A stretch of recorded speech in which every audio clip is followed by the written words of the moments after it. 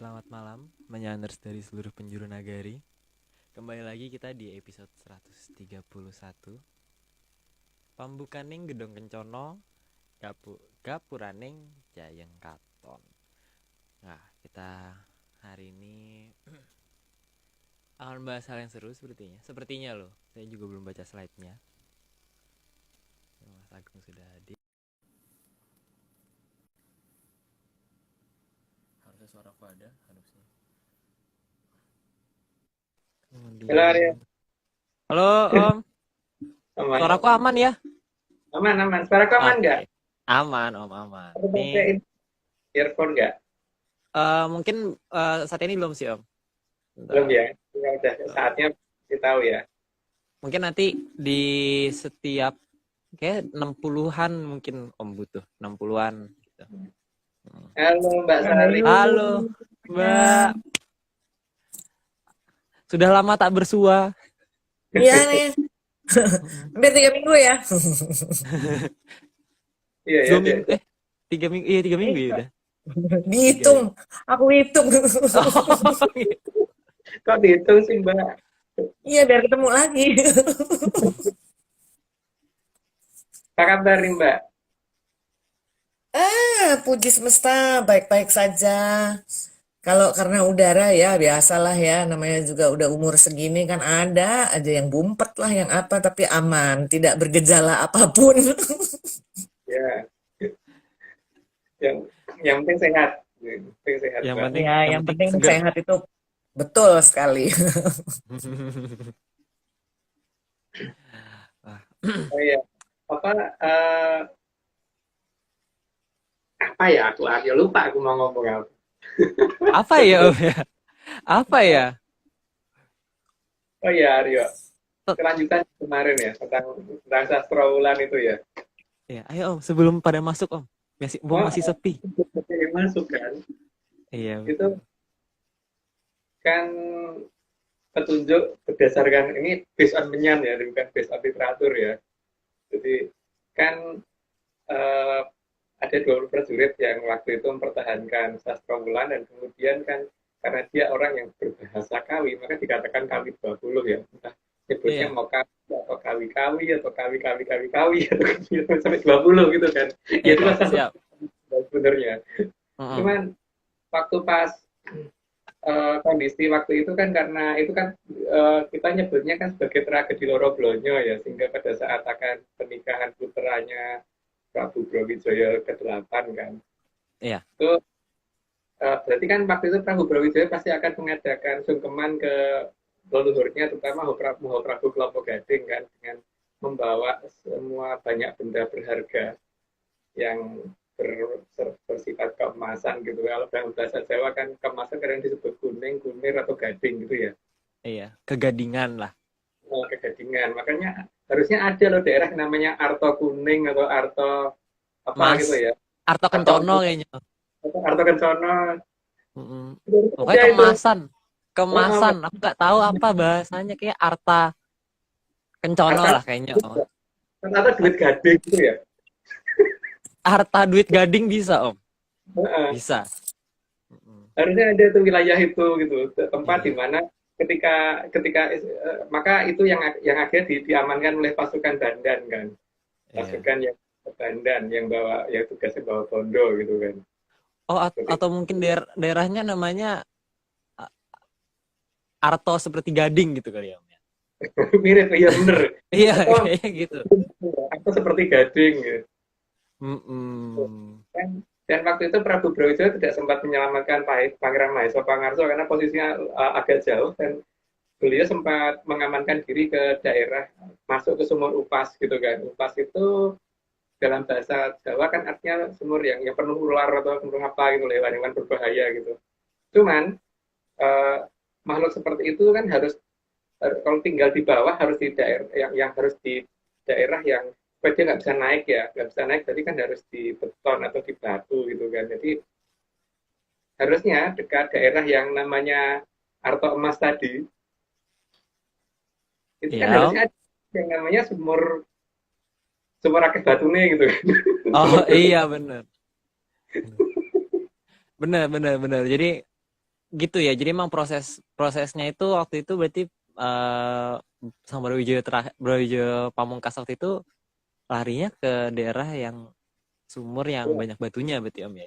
Sementara pasukan yang nyerang kan pada teriak-teriak banter banget, kalau dalam bahasa Jawa kan banter itu santer ya. Kamu salah, Iya. mungkin kan di Inggris kan santer itu jadi hanya keliru huruf U kali ya. Kan Kayaknya bahasa gitu sih Om. kalau pakai huruf U gitu kan, hari Minggu ter gitu. Iya, makanya orang sana kan biasanya ngomong matahari kan tulisannya SUN, tapi mereka Ya, ngomongnya Sun. Makanya A, San. Mm-mm. gitu Iya, kan. aku nggak tahu deh di daerah mana ya Mbak ya. Nggak tahu. Nggak Tapi yang tahu kita. daerah harusnya ada di timur agak utara dari daerah Tempau Putih itu kan. Bukan Cempaka Putih ya, tapi Tempau Putih gitu. Baru aku mau bilang Cempaka Putih, Pulau Mas, Arta Gading, mallnya salah tuh harusnya Mas gitu loh. Aku nggak tahu ya malahan kalau ada nama itu, aku ngertinya cuma Ngawur. gitu. Ya, kayak aku nggak pernah tahu, nggak pernah lewat sana. Aku pernah lewat sana karena dulu ngantornya daerah sana. Jadi kalau misalnya mau pulang tuh daripada macet lewat ke kanan ke kiri, jadi ngelewatin itu ada Arta Gading Mall. Salah, mungkin salah itu harusnya bukan mall, Arta Gading Mas gitu. Mungkin. Bisa Ngawur. jadi juga. Aku Bisa ya jadi. ngawur. Jadi kan seharusnya daerah-daerah yang punya nama itulah sastra wulan gitu kan. Itulah sastra wulan. Daerah-daerah yang ada nama-nama itu gitu loh. Jadi Mojopahit betul-betul ada di daerah itu gitu. Tapi ada di selatan timur wilayah itu gitu kan. Selatan timur ya, bukan tepat selatan. Tapi kalau Ya, nama itu baru gimana Mas? Maksudnya dibikin sama orang-orang baru, bukan karena emang turun-temurun nama itu ada di situ, tapi tiba-tiba ada satu daerah yang dinamakan seperti yang ada di Mojopahit itu, terus tempat itu menjadi terkenal menjadi nama yang sama seperti itu. Tuh gimana tuh? Kalau urutan misalnya dilihat dari menyan-menyannya. pasti akan beda, Bu. Kalau nama kebetulan itu pasti tidak akan urut seperti yang ada dalam cerita sastra wulan. Urutan Atau wilayahnya mereka sengaja mencoba untuk menyamakan supaya dibilang heeh gitu kali. Makanya kan ketika pas ada serangan itu kan mereka maju, ketika musuh maju dalam jumlah yang sangat banyak itu kan pasti akan dipasang yang namanya kawat berduri sehingga banyak orang yang mati kena duri ya. Jadi harusnya ada wilayah yang namanya kena duri atau kenari itu ya. Kenari. Itu Ya, kan situ harusnya harusnya. ada di daerah. Langsung kena duri. Bukan kena duri, tapi kalau duri kepak gimana? Itu kan pagar beteng itu pasti akan kawat pagar berduri itu pasti akan luas memanjang tuh Bu. Jadi harusnya nama daerah yang duri itu harusnya satu garis itu. Terutama daerah yang biasanya ada berapa lapis gitu kan. Lapis pertama daerah kena duri pertama gitu. Makanya kan ya namanya sastra wulan itu karena adalah bagian depan dari Mojopahit yang dipakai untuk istilahnya taman mininya gitu loh. Makanya harusnya itu daerah itu namanya cetakan negarane. Makanya ada daerah yang harusnya ada daerah namanya itu cetakan negoro itu kan. Dan itu ada di daerah Nari gitu, kena Ada daerahnya. ada Aku nggak tahu. Kalau misalnya saya mau berhalu-halu gitu ya, berhalu-halu karena apa kebanyakan membaca atau memandangi sesuatu lah gitu ya. Mungkin nggak sih petanya kebalik gitu loh. Maksudnya kemarin-kemarin tuh yang harusnya di barat ada di timur, yang di timur ada di barat gitu. Di petanya dibalik, tapi terus akhirnya bacanya ngaco gitu. Maksudnya peta kita sekarang gitu, peta sejarah kita sekarang gitu ya. Itu ternyata pada waktu pembuatan peta buta itu ya kebalik gitu loh. Jadi naroknya tuh salah gitu. Jadi yang harusnya ada di timur dia taruh di barat, yang harusnya ada di utara ada di selatan. Apakah itu bagian dari untuk menyelamuri atau menyelamatkan atau gimana gitu. Karena kan makin lama kan loh kok nggak sesuai banget sama sejarah yang kita pelajarin di sekolah gitu. Loh ini kita bukan cerita sejarah loh Bu, ini kita cerita tentang Iya tahu, tapi kan ada yang apa jenenge memper kayak sejarah sekolah, tapi loh kok gitu kan? Tapi Oh ya dulu balik saya lagi kan nggak nilainya boleh jelek, Mah. kesakitan gitu Saya kan. jelek man. Saya nggak belajar sejarah. Sejarah saya jelek dulu nilainya. Aku seneng banget sejarah soalnya dulu. Jadi kalau gini, oh, loh kok gitu. dan dan Tapi kan nggak boleh percaya. dan ketika itu kan beberapa rontal yang dibakar itu kan harusnya ngomongnya rontal ya, tapi karena mungkin orang Cempaka Putih itu kan susah ngomong rontal, ngomongnya lontar kan, jadi mungkin daerah itu karena banyak rontal yang dibakar dan ada yang banyak yang nggak bisa dibakar, maka di daerah dijadikan dikatakan keramat frontal harusnya kan, tapi karena mereka salah ngomong ya, tapi nggak tahu itu Nggak nama tahu itu jadi apa. itu Aryo ya nggak ada. Nggak ada namanya. Sayang. Nggak ada keramat rontal, nggak ada. Nggak ada. Itu kan kesimpulan Keramat berdasarkan batu, Hah? keramat batu. ketika ketika itu prajurit yang kudungan yang pertama kali nyerang maju ke depan itu Aryo kan Mahapatih Gajah Permodo itu waktu itu kan Trimikrama menjadi sebesar Sebuah batu sebesar tapi batu. gitu kan, jadi ada Iya. ada daerah yang berduri gitu harusnya Iya. karena Daerah yang tinggi berduri ya. Trimikrama jadi hampir segunungan Naan tapi berduri itu ngebui Pak itu gitu kan. Jadi ya gunung kayaknya hampir segede Gunung Duri harusnya gitu sih. Karena dia nggak segede gunung, tapi nggak sependek daratan biasa. Nggak. Bukit Dataran Berduri. tinggi Duri. Just gini, aha moment. Aha moment. Aha. Aha apa ya? Oh, Bu, ini based on menyan banget. Aku tuh nggak hafal geografi deh. Di antara gunung itu ada apa gitu. Aku lupa deh. Gunung yang kecil tuh Apa ya? namanya juga nggak tahu gitu kan. Iya apa ya? Kalau yang aku tahu lagunya Bukit Berbunga gitu aku tahunya. Lagunya ya. Eh, Ini lagunya. mungkin harusnya Ada lagunya kan? Mm-mm. Ada lagunya Bukit Berbunga tapi Mm-mm. Tapi Oke. itu mungkin Kenapa? nanti akan jelas kalau kita sudah menceritakan dongeng di 13 apa ya 5 4 3 4 3 3 3 5. Kayak 3 belakang kali ya. iya, Cuman 3 ini kan 3 sampai ke belakang. ini kalau mau minta dongeng yang sebelumnya minta kemana ini? Soalnya kan nanti kalau enggak saya cuma tahu separuh-separuh. Lah saya juga cuman dongeng, dongeng itu kan tidak wajib dipercaya. Dan itu ya, saya tuh kan seneng dongeng. Aku kan seneng dongeng. Dongeng itu bagus karena apa? Buat nyeritain cucu, ponaan, sing cilik-cilik, ben ngerti dongenge kan gitu. Kalau saya gitu, mau percaya boleh, tapi ya jangan kan gitu. Tapi kalau seneng ya didengerin gitu kan. Jangan dipercaya. Oke, kalau dengerin salah sendiri. Ya nggak apa. Aku seneng kok salah. Kan belajar. Mungkin kalau itu bagus. dongengnya itu Bu ya, kan ada 20 orang yang dimakamkan di kawi itu kan. Itu posisinya kan memang sudah bergeser sekitar antara 200-300 meter ya ke timur. Jadi tadinya kan sebelah baratnya kan. Itu mungkin kalau dari Pasar Senen, pasar di Senen ini, Iya, pasar dimarahin. Dari pasar dimarahin itu. Pasar diomeli. Iya, diomeli boleh. Itu kan ke arah selatan nanti setelah kantor polisi nanti ada jembatan penyeberangan maksudnya.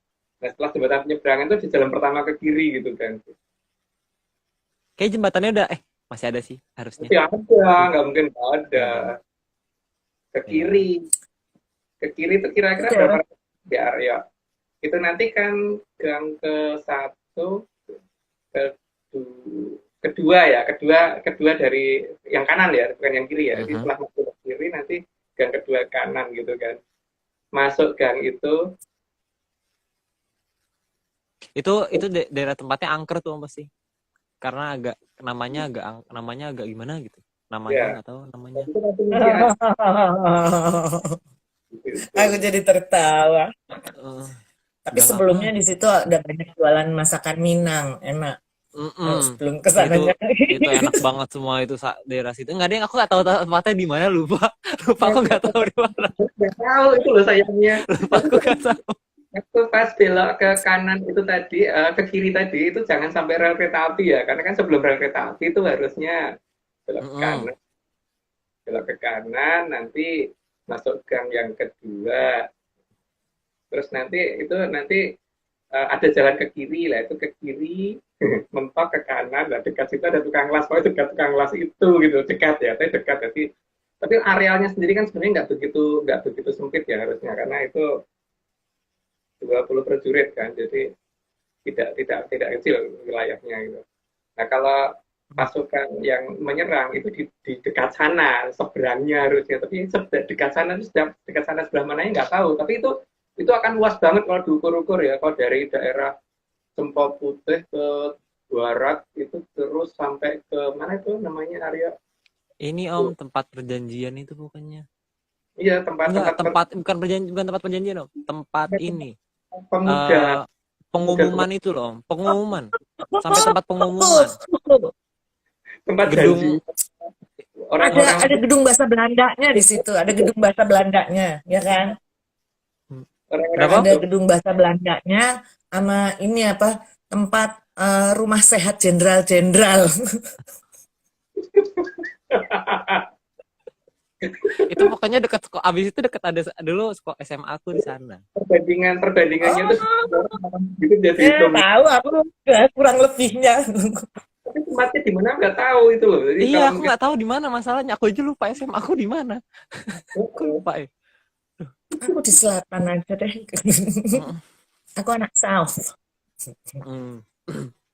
Jadi cuman itu yang jadi Aku emang itu yang tempat ini ya, tempat yang menyerang berarti ya Om itu ya dari daerah itu kan daerah pas pertempuran itu sampai dengan hari ini kan karena memang dulu pernah ada pertempuran besar di sana, maka mengakibatkan jiwa-jiwa yang di sana itu nggak tenang, maka menjadi tempat yang paling sering tawuran di situ gitu kan.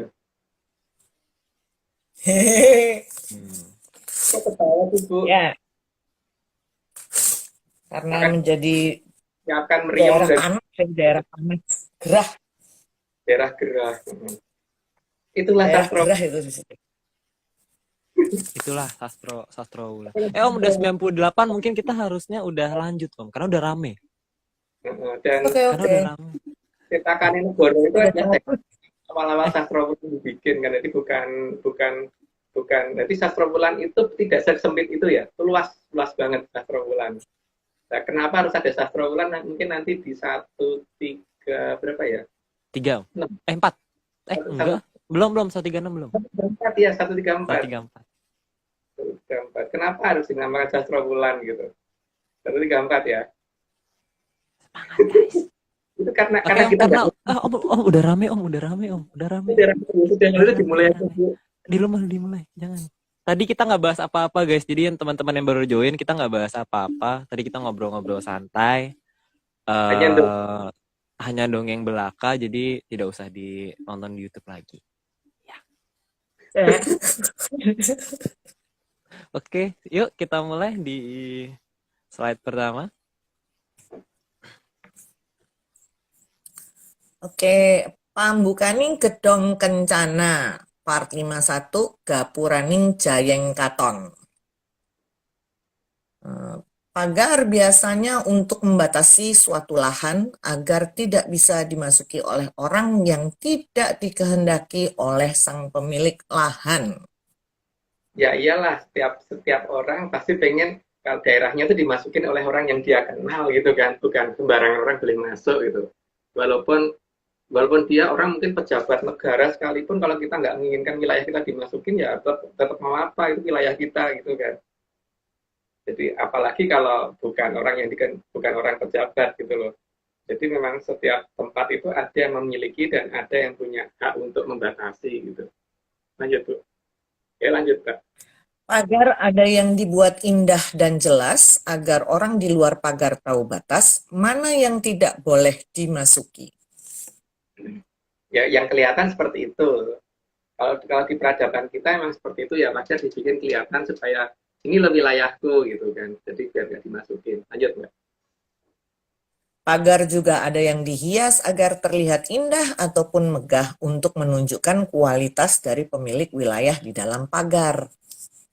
Ya biar kelihatan lah. Karena kan sombong itu kewajiban. Jadi gitu. Jadi bukan nggak boleh ya. Kalau di ARC sombong itu kewajiban soalnya. Lanjut tuh. Pagar juga ada yang dibuat berlubang, tapi tidak bisa dimasuki orang dengan tujuan agar yang di dalam pagar bisa melihat yang di luar pagar. Ya kadang kita juga kadang-kadang perlu melihat di luar itu ada apa. Kalau di luar ada rame-rame kan kita juga harus supaya ngerti bahwa sedang ada keributan apa. Jadi kalau perlu pengamanan juga bisa segera mungkin gitu kan. Jadi jangan sampai kita terlalu tertutup sehingga ketika terjadi kebakaran atau apa kita malah nggak ngungsi padahal tempat itu harusnya dalam jangkauan api gitu kan. Itulah makanya pagar juga harus paling dibikin supaya yang di dalam juga harus nggak keluar. Lanjut Kak. Pagar juga ada yang dibuat dari material alami karena namanya pagar pasti tidaklah alamiah. Ya, ya walaupun materialnya alami tetap aja tidak alamiah itu yang jelas. Jadi kalau masih mau mengatakan alamiah ya silahkan.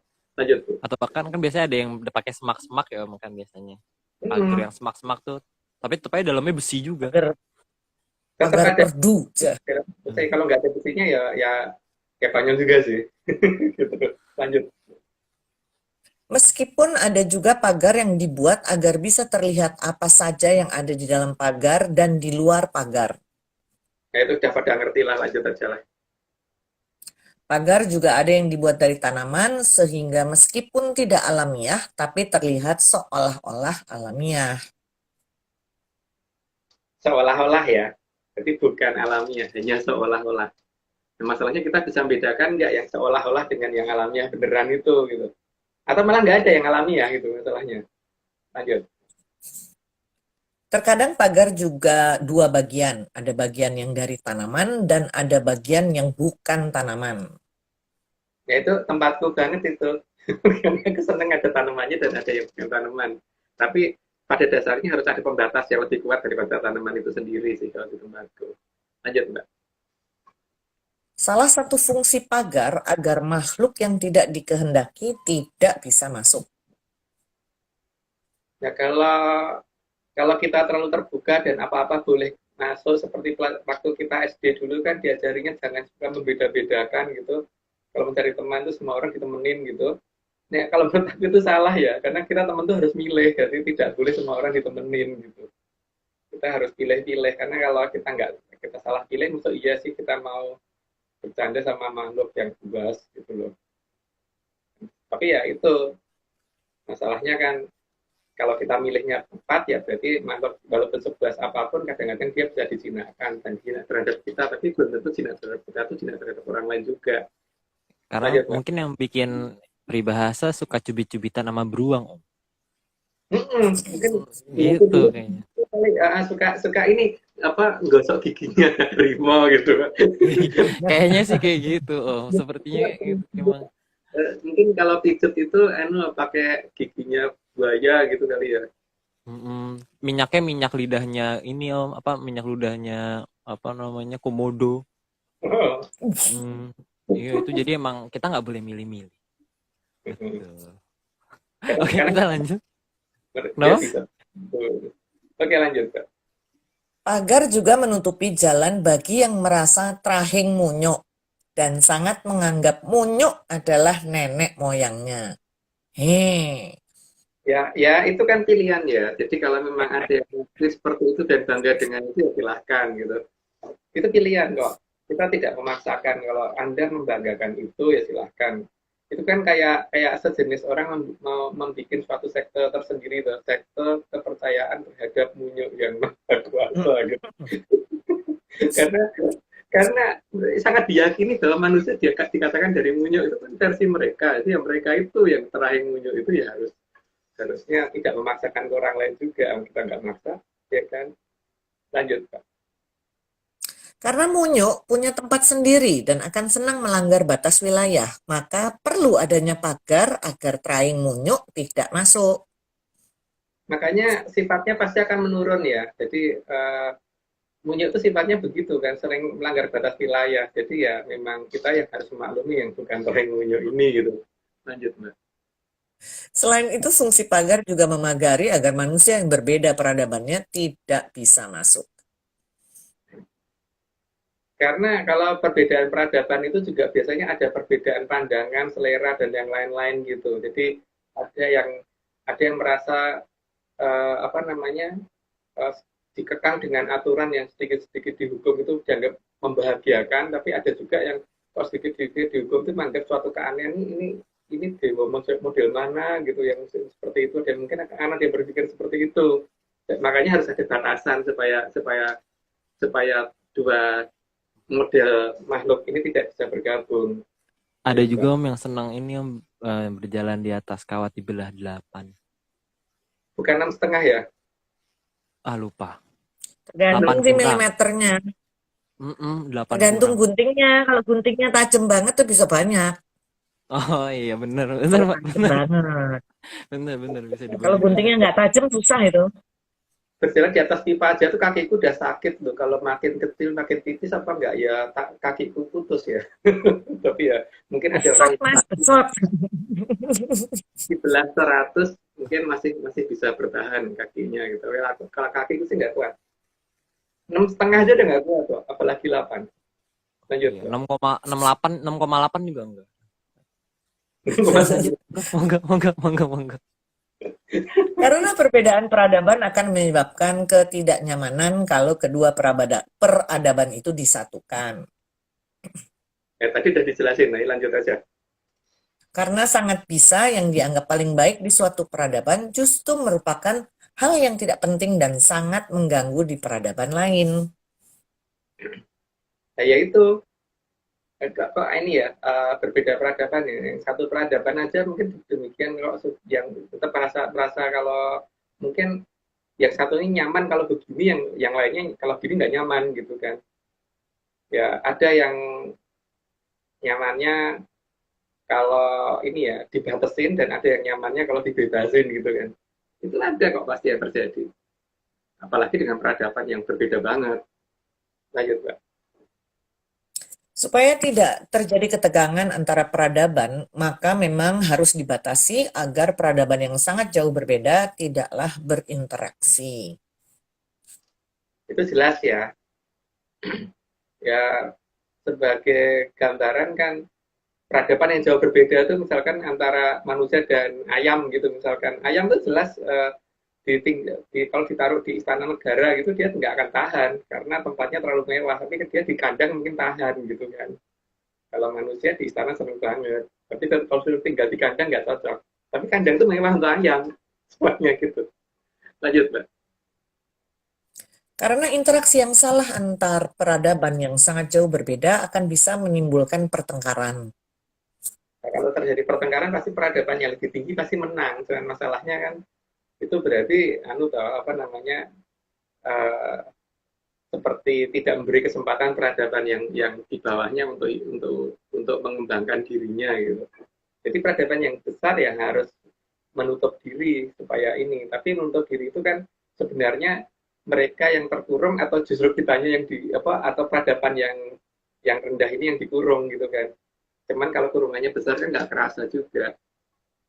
Ya kayak burung ditaruh di apiari, kalau apiarinya luas kan juga dia nggak merasa kalau dia dalam kurungan. Lanjut, Mbak. Bahkan sangat mungkin akan terjadi perang, dan hal ini pasti akan mengakibatkan terbasminya peradaban yang lebih rendah. Itu tadi udah dijelasin, nanti lanjut aja. Ya. Karena peradaban besar mempunyai persenjataan yang tidak bisa dilawan oleh peradaban rendah, sehingga sangat bisa membasmi peradaban yang rendah.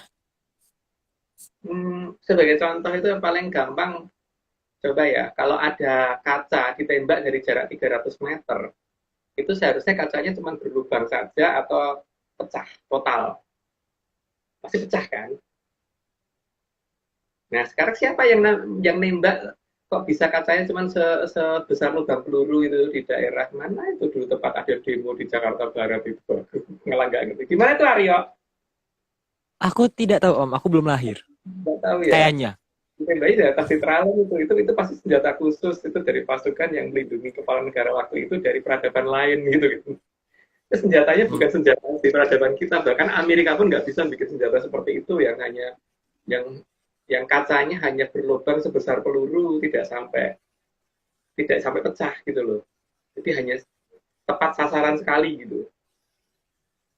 Tuh, ada korbannya sih waktu itu. Tapi korbannya siapa aku nggak tahu, kejadian di mana aja nggak tahu. Cuman kalau nggak salah itu kandang macan ya Aryo ya. Kandang Kenapa? macan. Dekat kandang macan kan dalam zaman dulu kan kandang macan tuh namanya pagrogolan kan. Mungkin Om. Oh mungkin ya, mungkin. Oke Mbak lanjut. Oke lanjut. Maka Sang Maha Prabu Brawijaya VIII dengan sengaja meminta agar batas-batas Mojopahit ditutup dan dibuat agar tidak terlihat. Ya kalau peradaban Mojopahit memang punya kemampuan seperti itu karena ya minimal sekarang ada aja yang namanya pusaka aja bisa dipakai untuk menutupi diri satu orang. Nah, kalau kekuatan Mahaprabu dan pangeran dan sebagainya adipati di bawahnya pasti mempunyai kemampuan yang lebih daripada satu pusaka kan. Dan itu belum termasuk teknologi yang dimiliki ya, karena kadewatan kan teknologinya pasti di atas jauh di atas manusia. Lanjut Pak. Penutupan menggunakan teknologi yang sangat maju dan menggunakan tradisi yang dibantu oleh Sang Hyang Wening. Bukti keberadaan teknologi maju itu banyak bisa dilacak di berbagai tempat kalau kita ingin teliti. Salah satunya itu ya model tuh tembakan waktu itu gitu kan di daerah Pagrogolan itu gitu. Itu salah satu. Tapi banyak sih kalau dibicarakan, cuman mungkin tidak pantas kalau dibuka di sini gitu. Lanjut Mbak. Karena bantuan dari Sang Hyang Wening, maka bahkan dari luar angkasa sekalipun tidak akan bisa dipindai oleh satelit. Nah, problemnya adalah saat ketika tata cara komunikasi dengan Sang Yang Wening itu dirubah menjadi tata cara lain yang sama sekali tidak nyambung. Karena kan kalau kita melihat tradisi saat ini itu membingungkan sekali karena setauku yang dulu ngajarin aku tuh nggak begitu kok tiba-tiba dikatakan mutih itu seperti itu, dikatakan ngeblend tuh begitu, nggak ada hubungannya dengan nasi kok kayaknya Aryo ya mutih itu. Sama ngeblend Nggak ada tahu Om. hubungannya dengan ruang gelap nggak ini banget. Aku nggak tahu ya kesana. Ayo lanjut. Oke, sehingga manusia yang ada di dalam peradaban besar bisa mengawasi keluar, tetapi yang di luar tidak akan bisa melihat ke dalam. Ya, seperti halnya kalau kita di dalam rumah kan kita pasang tirai putih itu tujuannya pada saat siang hari kita bisa lihat luar, tapi yang di luar nggak bisa lihat dalam kan. Mereka pasti tidak menggunakan tata cara yang sama, tapi beda teknologi gitu aja. Kalau kita kan teknologinya pakai tirai, kalau mereka pakai yang lain. Lanjut Mbak. Segala hal yang bisa mengganggu pandangan manusia dipancarkan agar mata manusia dan segala panca inderanya tidak pernah bisa melacak keberadaan peradaban besar.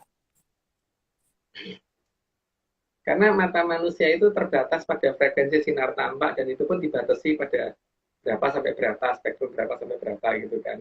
Dan kita melihat hanya bisa berdasarkan pantulan sinar, walaupun kadang-kadang di luar pantulan sinar juga bisa, tapi tetap tidak diakui kalau itu tidak gitu loh.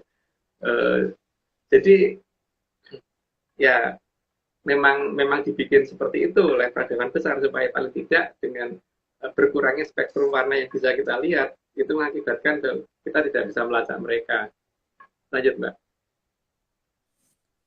Mereka juga mengirim sinyal sasradara agar kepekaan manusia berkurang. Namun hewan tidak berkurang kepekaannya karena sinyal yang digunakan mengurangi kepekaan manusia itu berada di frekuensi yang berbeda dengan hewan.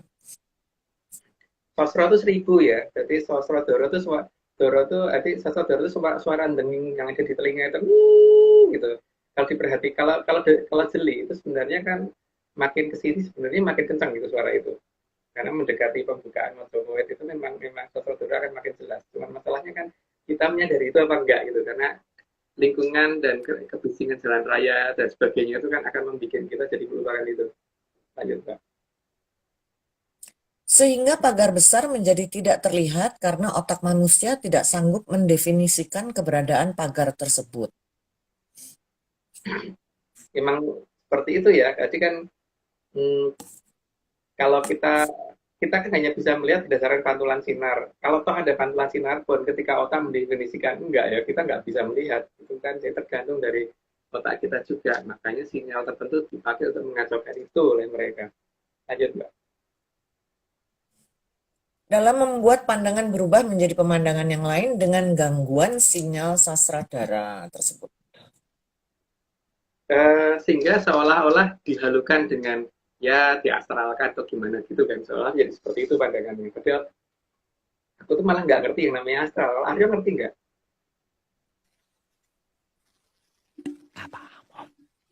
Paham. Terus sama ya, sama Iya, terus aku kita. nggak ngerti sebenarnya karena jarang, nggak pernah ngelihat astral. Nggak pernah lihat astral ya. Kita nggak selalu nyata kan. Ya, maksudnya Karena ya nyatanya gini loh, seorang misalkan ada kuntilanak mendatangi siapa gitu, orang itu kalau kabur itu pasti melihat kuntilanaknya nggak mungkin astral, pasti ngeliatnya pasti nyata gitu kan.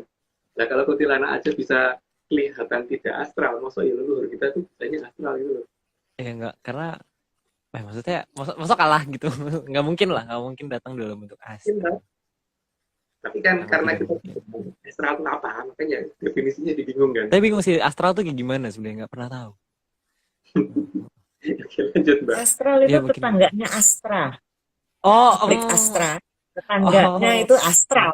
Bikin mobil itu ya. Itu. oh, Mobil. alah. Jadi kalau pabrik Betul, Astra, betul.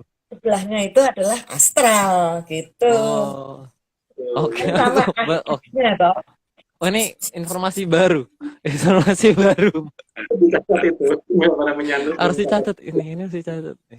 Oke, monggo kita 20. Oke, Namun sinyal itu juga bisa diatur agar orang yang mereka kehendaki masih bisa melihat dengan jelas. Nah, masalahnya kita itu termasuk yang mana nih Aryo? Termasuk yang nggak bisa ngelihat kali ya? Ya mungkin aku nggak bisa ngeliat astral sih om, jujur aja. Itu kita ya, Mungkin kita harus diajarin om berarti. Ini dia. Jadi teman-teman Aku kalau bisa... yang dikeluarin dari Astra, aku bisa ngelihat semua. Oh ya. Kalau dari pabrik Astra, aku bisa ngelihat semua. Oh, bisa. Bisa, aku bisa ngelihat semua. Kalau yang dari pabrik Astra, aku bisa lihat semua. Ada warnanya macam-macam, ada yang biru, putih, hitam. Terus kalau kakinya metalik itu 4. biasanya agak mahal. Oh, agak mahal. Kalau yang metalik. Biasanya dia tergantung kecepatannya ya. Tergantung kecepatan juga, dia bergerak dalam cahaya, ya benar. Oke, lanjut Mbak. Jadi sinyal sasradara juga merupakan pagar yang bisa membuat hilangnya pandangan atas apa yang seharusnya terlihat. Katanya begitu ya, tapi aku sendiri nggak tahu nih. Cuman katanya begitu, kata mbahku dulu gitu. Lanjut Mbak. Sinyal sasradara juga membuat agar tidak terpikirkan adanya keberadaan peradaban besar. Ya, supaya kalau ngeliat, oh jangan-jangan aku halu gitu. Supaya definisinya supaya begitu. Lanjut Mbak. Jadi asumsi dan pandangan juga merupakan pagar tersendiri yang membuat orang jadi tidak bisa melihat dan merasakan keberadaan peradaban besar tersebut. Jadi pagar itu double-double kan, hanya pagar nyatanya ada dan pagar secara software istilahnya itu juga ada gitu. Dan ini area udah ke-30, mungkin perlu disclaimer pertama. Bentar om. Ini kemarin itu hilang.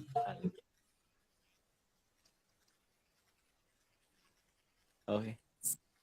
Bentar, aku lupa. Oh ya ini.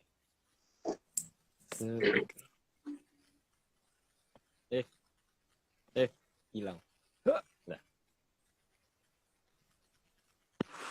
Kedengeran ya suaranya?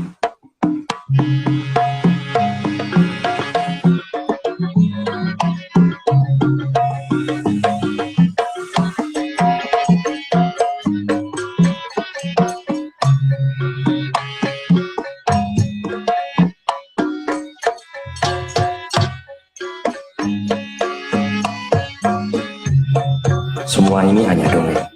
Kalau nggak percaya, ya nggak apa-apa. Tapi kalau mau percaya,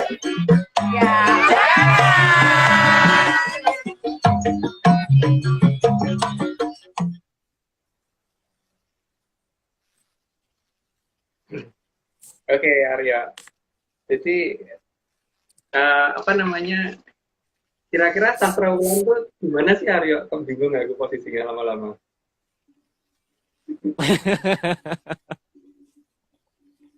Karena harusnya tuh ada daerah yang namanya daerah nyebrang gitu kan, daerah tempat penyeberangan gitu, daerah penyeberangan.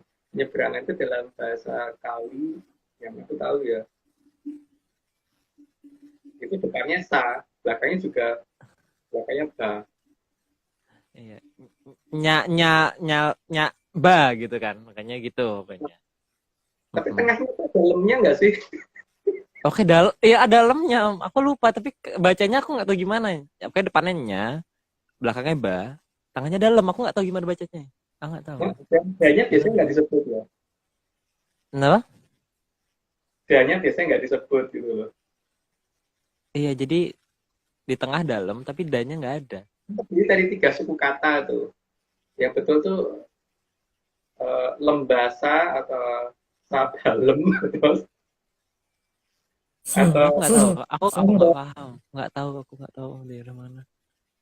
tempat di mana para prajurit dikumpulkan oleh Pangeran Pati waktu itu untuk mukul balik itu kan, makanya tempat itu tempat Morosebo gitu.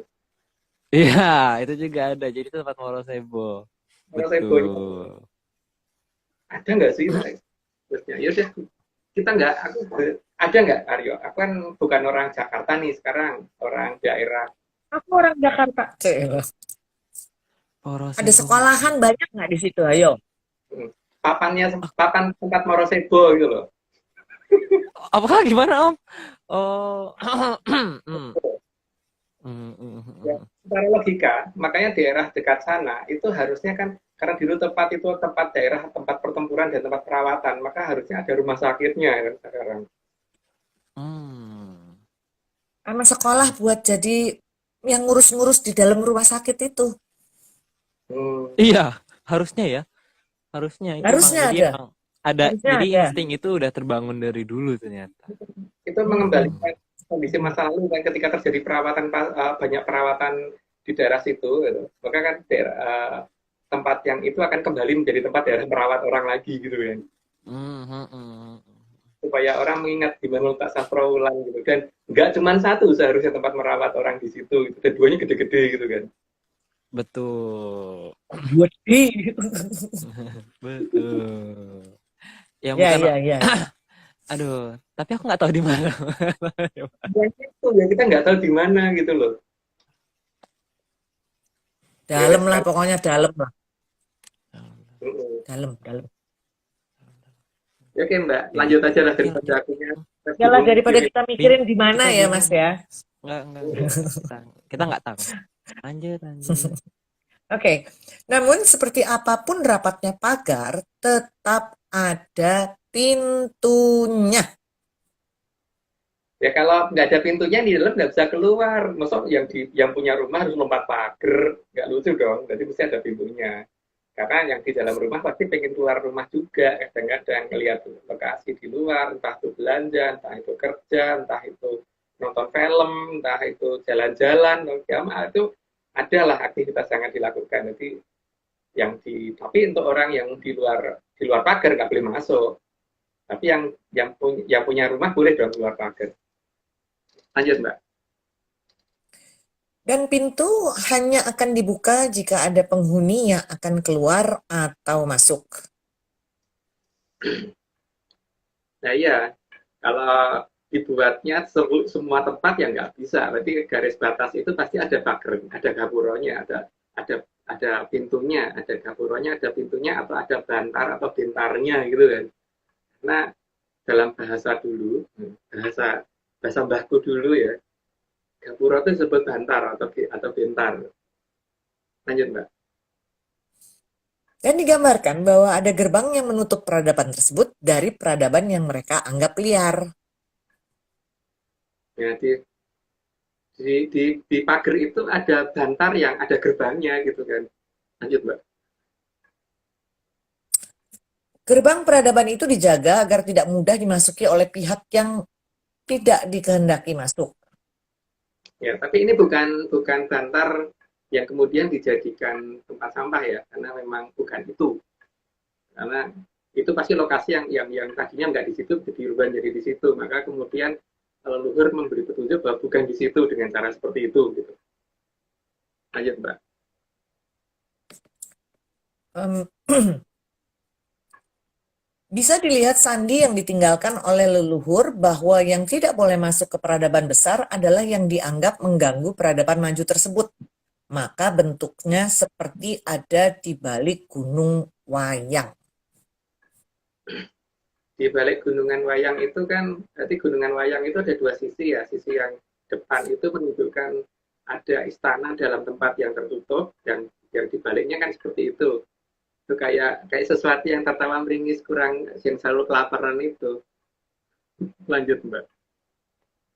Maka gapura juga dibuat sebanyak mungkin decoy-nya agar membingungkan yang ingin menyusup masuk. Karena pasti banyak itu yang pengen menyusup masuk. Kalau seolah-olah dia mempunyai data, walaupun sebenarnya dia nggak pernah punya data itu. Gitu. Tapi kemana-mana ngomong dia ngerti dan sebagainya itu. Karena banyak orang itu zaman sekarang itu rumangsa bisa di rasung rumang sani kan. Jadi ya rumangsa itu janjane itu teorinya dia. Lanjut. Untung kita nggak tahu ya Om ya. Kalau kita benar-benar nggak tahu. Iya, untung kita nggak tahu ya. Untung. Itu kita bukan tukang tahu. Oke, kita lanjut. Lanjut. Dalam pakem wayang kulit, maka pasti akan digunakan 3 gunungan utama yang digelar seperti ini. Sehingga dapat dihitung bahwa peradaban besar di Arcapada ini ada 3. Pada saat sejarah awal dan akhir ya, Tekayon itu biasanya gunungan itu ada 3 yang ditunjukkan. Itu bukan 2. Kan biasanya 2 kanan kiri itu yang selalu berjaga, tapi ada 3 yang ditunjukkan di peradaban besar itu. Jadi sebenarnya kita sudah mulai bisa menghitung peradaban besar itu ada 3, dan itu kira-kira ada di mana dan bagaimana melacaknya itu sudah mulai dipikirin. Tapi ya itu, ini kan cerita negeri dongeng. Ini nggak apa-apa sih kalau nggak dipikirin. Lanjut Mbak. Keberadaan gunungan itu jelas utuh, maka terlihat bahwa antar 3 peradaban besar tersebut tidak pernah ada perang. Lanjutannya masih ada Mbak. Maka yang pernah mengatakan mereka pernah perang pasti akan diminta pertanggungjawaban atas merasa sok taunya oleh peradaban besar yang dituduh berperang.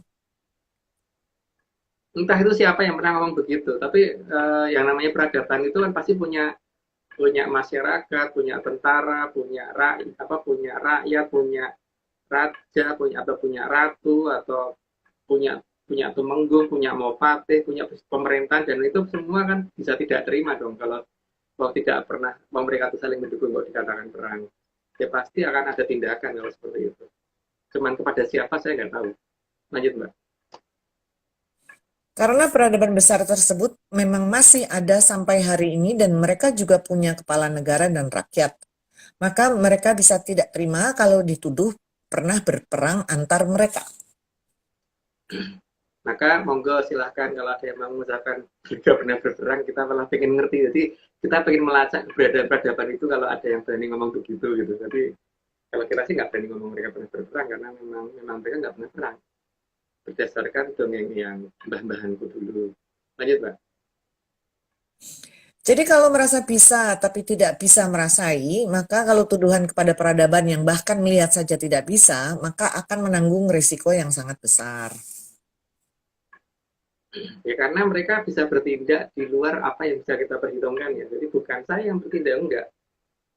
Kalau kita hanya mengamati tindakan dari apa yang atas, yang mereka lakukan, karena bagaimanapun juga suatu wilayah itu kan pasti ada masyarakatnya, dan masyarakat itu pasti juga nggak akan diterima kalau dituduh sesuatu hal yang tidak sesuai dengan yang mereka lakukan. Lanjut Mbak. Karena peradaban besar itu tempatnya sangat damai dan mereka sangat menjunjung nilai-nilai kemanusiaan, maka mereka tidak akan saling berperang, tapi justru saling mendukung. Maka yang mereka lakukan juga bukan, istilahnya bukan menghukum mati, itu tidak ya, cuma memindahkan ke alamnya gitu, ke tempat yang tepat untuk orang itu. Gitu. Ya aku nggak tahu tuh yang mereka lakukan apa. Lanjut Mbak. Di peradaban tersebut, hierarki sangat dijaga. Maka bagi yang memang ketitisan dewa, pasti akan didewa-dewakan. Jadi di sana mendewa-dewakan itu justru diizinkan. Jadi memang dewa itu kalau bagi mereka ada. Jadi mendewa-dewakan itu memang ya benar harus didewa-dewakan untuk versi mereka. Kalau di kita kan memang nggak boleh mendewa-dewakan. Jadi kalau kemudian kita bertanya, kenapa mereka menutup diri lah? Salah satunya ini toh. Kalau mereka boleh mendewa-dewakan, kalau kita nggak boleh mendewa-dewakan kok. Lanjut Mbak. Ketika kerajaan yang berperadaban besar tersebut juga mempunyai gerbang dengan ciri-ciri yang sama. Jadi kalau detail, kalau teliti ya sebenarnya kan kelihatan sih, kelihatan. Tapi ya itu bagi yang mempunyai kepekaan tinggi ya. Kepekaan tinggi itu berarti tidak pernah mengabaikan apa yang ada di depan kita. Tapi kalau kita terbiasa mengabaikan apapun ya nggak akan terlihat. Lanjut Mbak. Meskipun ciri-cirinya sama, tetapi lokasinya berbeda. Ya lokasinya berbeda karena 3 tempat itu memang tidak satu tempat.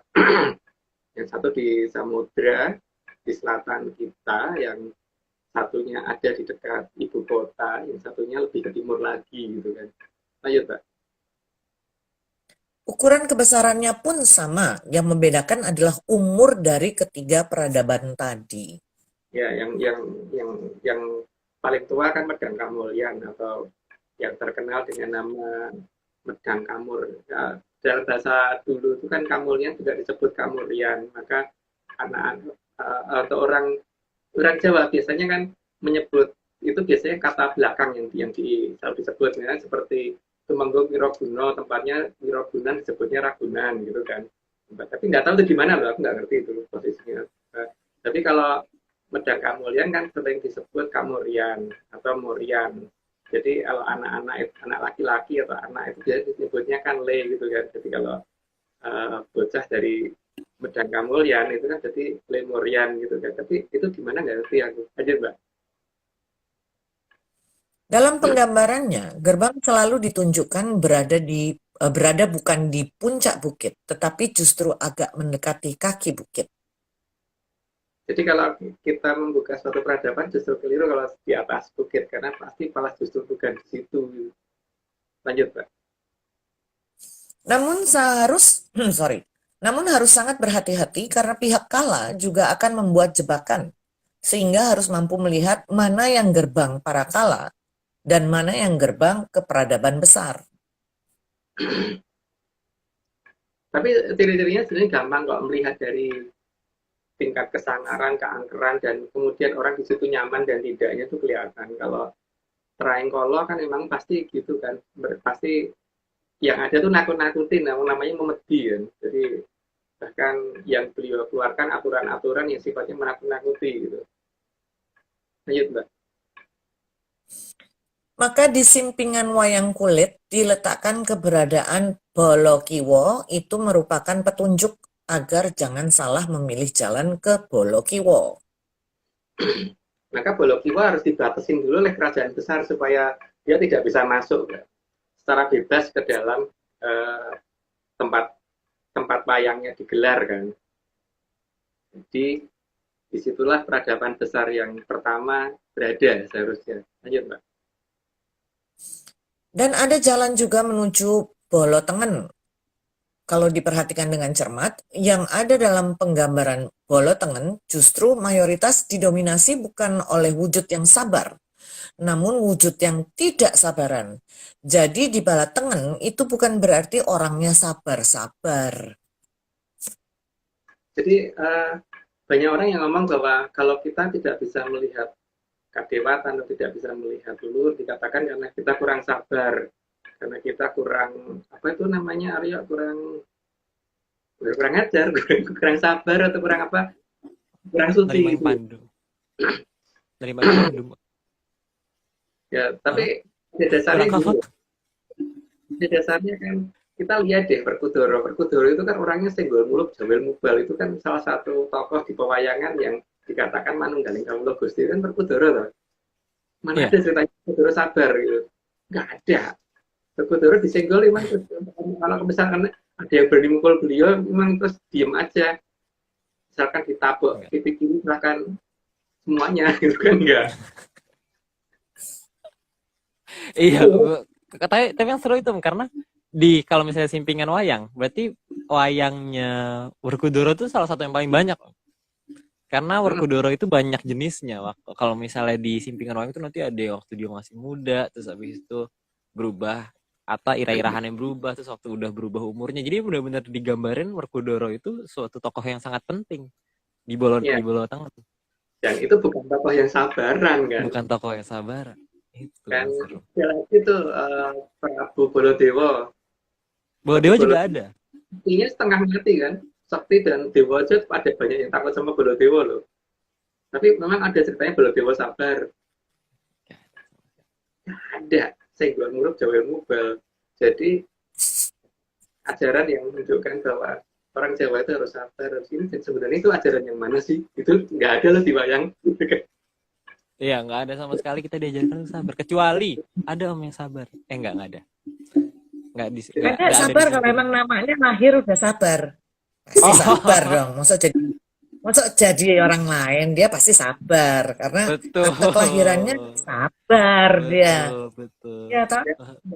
Seperti namanya Pak Joko itu walaupun sudah nikah tetap saja namanya Joko gitu kan. Betul. Atau Mbak Ayu gitu yang dari namanya dilahirkan dengan nama Ayu gitu kan, apa ya sampai umur berapapun wajahnya seperti apapun tetap saja dikatakan Ayu gitu kan. Gitu juga dengan ini loh, tapi itu kan tidak ada hubungannya dengan sabar. Tapi kan nggak tahu kenapa sekarang kok sabar dipakai untuk jadi patokan gitu kan. Apalagi nerimain pandum loh. Coba atau itu Bolo Tengah itu ada yang nerimain pandum nggak? Nggak dong. Boro-boro. Nggak ada loh. Nggak ada. Kalau nerima pandum om. Sama Melayu kan, nggak pernah mengadakan ekspedisi ke sana sini gitu. Dan mungkin dari cerita Mahabharata lagi gitu ya. Mungkin tuh Arjuna itu nggak dapat Wahyu Makutharama, Wahyu Cokroningrat tuh nggak dapat semua itu. Kan itu harus laku kan. Pantun kan nggak perlu laku, nggak perlu ngelakuin itu sudah dapat.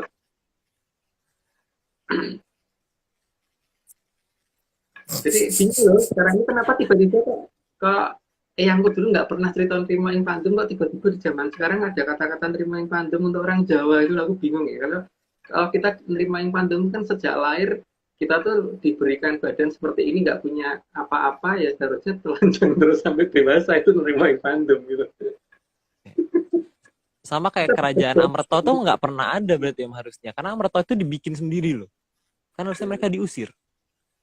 Ya, kita sekolah dan sebagainya itu kan nggak nerimain pandum kan, karena supaya kita lebih pinter daripada sebelumnya gitu.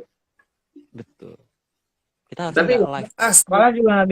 Sekolah nggak bikin pinter juga, cuma dikotak-kotakin aja gitu. Pokoknya kalau kamu pinter kamu dapat 10, kalau kamu bodoh kamu dapat 5. Tapi yang jadi jenderal bukan yang dapat 10, yang dapat 4 malah yang jadi jenderal. Tapi saya juga bingung sih Bu, konsepnya di pendidikan kita itu gimana gitu, karena banyak hal yang katanya tidak boleh dipertanyakan tapi kok diajarkan, dan katanya sekolah tempat orang bertanya gitu loh. Tidak boleh dipertanyakan. Mungkin karena guru-guru banyak yang wongso munyuk mungkin. Bukan aku yang ngomong loh Bu. Jangan loh. Aku yang ngomong. Jangan-jangan unyu-unyu itu sudah berkeliaran mengajarkan kita hal-hal yang perlu diajarkan. Aku ada suara tepuk tangan, Mbak. Biar gak berbicara. Ya, terima kasih. Oke. Leluhur juga memberitahukan bahwa kalau tata caranya benar dan benar-benar mengerti, bukan seolah-olah mengerti, juga sopan atau tanpa gelegean, maka leluhur justru akan datang dan memberitahu bagaimana menuju gerbang, serta bagaimana memasuki gerbang. Nah, itu yang susah Aryo. Aku tuh kadang-kadang kalau makan masih gelegean nih. Jadi mungkin aku bisa nggak ya menuju gerbang itu Aryo? Kalau Aryo gimana? Masih gelegean nggak? Aku kadang-kadang masih geli om, karena masuk angin om. Kita senasib berarti Aryo. Iya makanya. Mungkin Betul. yang harus dicari orang-orang yang gak gampang masuk angin om. Heeh. Karena Udah kita susah lah kalau umur-umur kayak aku gini udah susah lah. Kena AC dikit aja udah langsung glak-glak eh. Harus kerokan, pakai koyo, pakai minyak kayu putih, tawon, apa lah pokoknya. Habis itu bablas anginnya, gitu kan. Oke, kita lanjut om, 51.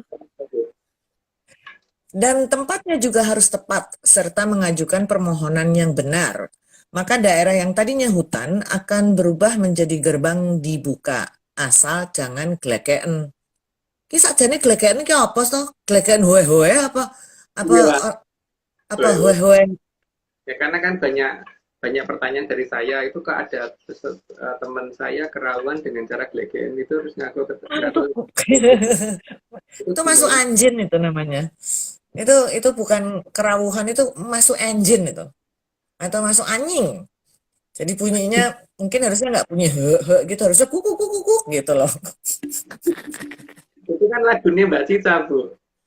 Lah iya, makanya diciptakanlah lagu itu supaya guguknya lari-lari. Oke lanjut Mbak. Atau kalau bisa bertemu dengan Pamong Agung, berupa para punakawan leluhur yang turun-temurun juga momong leluhur kita, maka akan lebih mudah menemukan gerbang. Ya paling gampang sih itu sih bertanya itu lebih gampang. Cuman masalahnya ngerti caranya nanya apa enggak gitu kan. Dan bisa melihat yang ditanya apa enggak itu juga kan. Itu juga untuk melacak keberadaan sastra wulan perlu itu untuk mengerti seperti itu. Lanjut Mbak. Dalam pengurutan di wayang, Gareng akan selalu di belakang Semar, dan Gareng itu adalah punakawan yang paling tidak sabaran. Maka tidak ada hubungannya antara ajaran leluhur untuk menjadi sakti dengan kesabaran. Sakti ya sakti aja, nggak usah sabar gitu ya. Ya makanya kan sekarang Sabar ini nggak pulang kampung kok. yang aku dulu pernah bicara gini loh bahwa besok itu ada waktunya bahwa orang itu dikatakan sakti kalau sabar. Benar enggak loh, enggak nyambung. Malah ada ajaran yang berubah menjadi baik tapi nggak jadi sakti itu banyak banget. Jadi setelah mempelajari ajaran Jawa yang ada dia jadi orang baik tapi bukan jadi orang sakti. Padahal harusnya kan saktinya ada. Yang utama di situ malahan. Maka kalau kita melihat dari itu tadi, kebijaksanaan itu nggak penting. Yang penting bagaimana jadi sakti. Lanjut, Mbak. Bahkan dalam posisi apapun, Gareng selalu di belakang Semar. Dalam aturan penetakan wayang, saya belum pernah loh melihat Petruk di depannya Gareng. Kali selalu Garengnya yang di depannya Petruk dan tepat di belakang Semar. Setahuku begitu. Nggak tahu kalau akunya Cooper. Lanjut, Mbak. Dalam penyusunannya, gunungan akan selalu dibelakangi oleh wayang yang disimping sebagai Bolokiwo dan Bolotengen. Hal ini menyindir kita bahwa gerbang itu ada di tempat yang kita abaikan. Ya, memang begitu. Karena kalau kita tidak mengabaikan ya sejak dari kapan tahu gerbang itu sudah diketahui banyak orang. Lanjut, Mbak. Bahkan wayang yang dimainkan juga selalu membelakangi gunungan yang menggambarkan gerbang. Ini adalah sindiran bahwa gerbang ada di tempat yang kita abaikan. Makanya itu ya, jadi gerbang itu ada di tempat yang kita nggak duga-duga gitu. Seharusnya begitu kan. Cuman itu di mana, lah itu ya aku ya nggak tahu. Mungkin malah kalau ada yang tahu mungkin kita diberitahu. Lanjut, Mbak.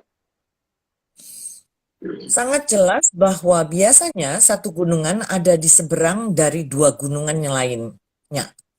Ini menandakan bahwa satu gerbang ada di lokasi yang jauh dari dua gerbang yang berdekatan. Satunya ada di tengah samudera, yang dua ada di daratan, itu kan yang dimaksud begitu ya. Nggak di tengah banget sih, karena jaraknya dengan kita cuma 300 mil. Ayo, Mbak. Wayang kulit dilihat seharusnya dari balik geber, bukan dari arah si dalang berada. Ini untuk menunjukkan bahwa peradaban yang ada di balik pagar sebenarnya bisa dilihat asal benar-benar tahu tata caranya. Jadi bukan glekeen dan rumangsa bisa tapi ora bisa ngrumangsani. Geber ya bacanya Mbak, geber bukan geber. Oh, geber, bukan geber. Geber itu kalau naik motor ya, digeber, greng, greng, greng gitu ya. Kalau geber itu yang motornya di reng reng reng reng gitu, tapi kalau geber, oke lanjut. Dalam penggambaran di wayang kulit sangat terlihat bahwa gerbang itu akan terlihat jika ada latar belakang putih. Nah itu kelihatan begitu ya. Jadi, ceritanya begitu, tapi ya itulah dongengku gitu. Lanjut aja Mbak. Maka asap dari menyan bisa digunakan untuk melacak keberadaan gerbang. Itu cara yang digunakan oleh tim ARC ya. Tapi ya itu nggak nemu-nemu sampai sekarang. Nemu nggak Aryo? Enggak ya? Kemarin tiba-tiba aku nemu ada foto di HP ku tapi nggak tahu foto apa. Gak tahu foto apa. Di HP kita ada, tapi kita aja nggak ngerti di mana gitu kan. Itu HP apa? Itu foto apa sih? Nggak paham. Jangan-jangan selfie. Iya, kayaknya selfie. Ada Kamera. selfie gini. Iya, kayaknya gitu sih. Kayaknya gitu.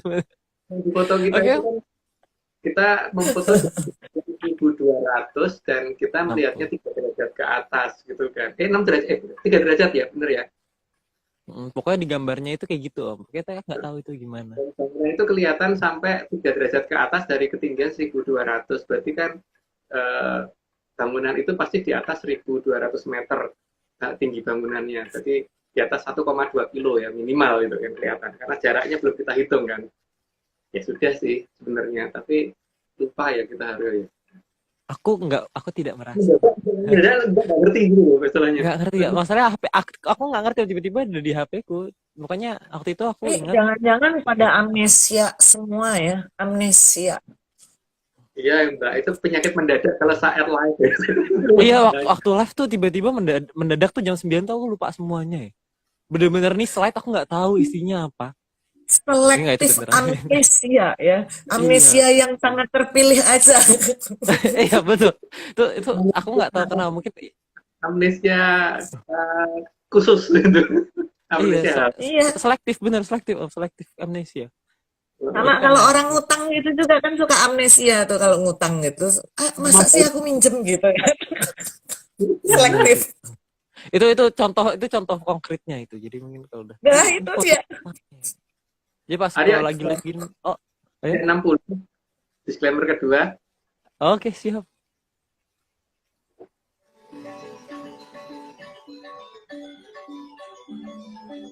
Semua ini hanya dongeng. Kalau tidak percaya ya nggak apa-apa. Tapi kalau mau percaya ya jangan. Itu dari teman-teman Bali ya, keren ya. Tapi Banyuwangi, keren. Mereka pinter ya dalam membuat ini ya. Kalau kita kan nggak bisa bikin video seperti itu. Mungkin teman-teman yang lain ya, mungkin dari Jakarta, tim Penyanders Jakarta atau Penyanders yang lain, kalau mau mengirimkan hasilnya silakan kirimkan ke aku. Aku mau dong ikutan Penyanders Jakarta, kan aku di Jakarta. Aku seneng loh bakar-bakar menyan. Aku seneng bakar. Enak soalnya. Sampai dibilangin, duh, ini mbak gue udah jadi dukun nih hari-hari bakar-bakar menyan. Bilang, aromaterapi lagi gitu. Kalau kita sendiri bakar ikan laut ya, ya. Oh enak tuh. Nanti aku bawain sambal dabu-dabunya ya. Pasti ya. Kita nerima yang pandum itu, kalau itu kita berubah menerima yang pandum gitu. Itu tiba-tiba nerima yang pandum tuh sangat cocok gitu. Selektif kalau yang gitu. itu cocok. Nerima pandum itu relevan. Oke, kita lanjut 61. Lanjut 61 ya. Asap sampah juga menghasilkan asap yang berwarna putih, tetapi asap sampah merupakan polusi udara. Jika membakar sampah di depan gerbang, maka justru gerbang akan ditutup serapat mungkin karena mereka yang ada di peradaban besar tidak akan mau polusi udara masuk ke wilayahnya. Ya nggak asal peradaban besar lah, aku aja juga begitu. Kalau ada orang bakar sampah dekat rumahku, pasti tak suruh jauh-jauh gitu, jangan di dekat rumahku supaya asapnya nggak ke tempatku. Tapi yang nggak tahu kalau ada orang senang di asap bakar sampah itu nggak tahu deh. Lanjut Mbak. Selain itu, membakar sampah di depan gerbang juga merupakan penghinaan dan sebuah tindakan yang tidak sopan. Maka yang ada malah pembakar sampah tersebut akan dikenal sebagai pihak yang tidak pernah diizinkan masuk. Ya, cuman sampah, definisi sampah oleh mereka itu apa saja itu yang kita harus tahu gitu kan. Mungkin bagi kita itu bukan sampah, tapi bagi mereka itu sampah bisa aja gitu kan. Ya definisinya itu kita harus cocokin dulu. Dan mencocokkannya bagaimana itu aku nggak tahu. Yang jelas kalau saya hanya berdasarkan apa yang dianggap pantas dan apa yang tidak pantas gitu aja. Lanjut Mbak. Karena mungkin kalau bagi lalat, kita ketika bakar sampah mereka sedih ya, Om. Makanannya Karena apa soalnya? Lanjut ya. Ya lanjut. Membawa barang yang bisa membahayakan bagi peradaban besar juga dilarang. Maka gerbang akan ditutup. Begitu ada bawaan yang berbahaya. Ya, tapi itu apa yang berbahaya bagi mereka kan kita tidak tahu. Ya, pokoknya kita pikir apa aja yang membahayakan kita ya jangan dibawa gitu aja kan. Lanjut Mbak.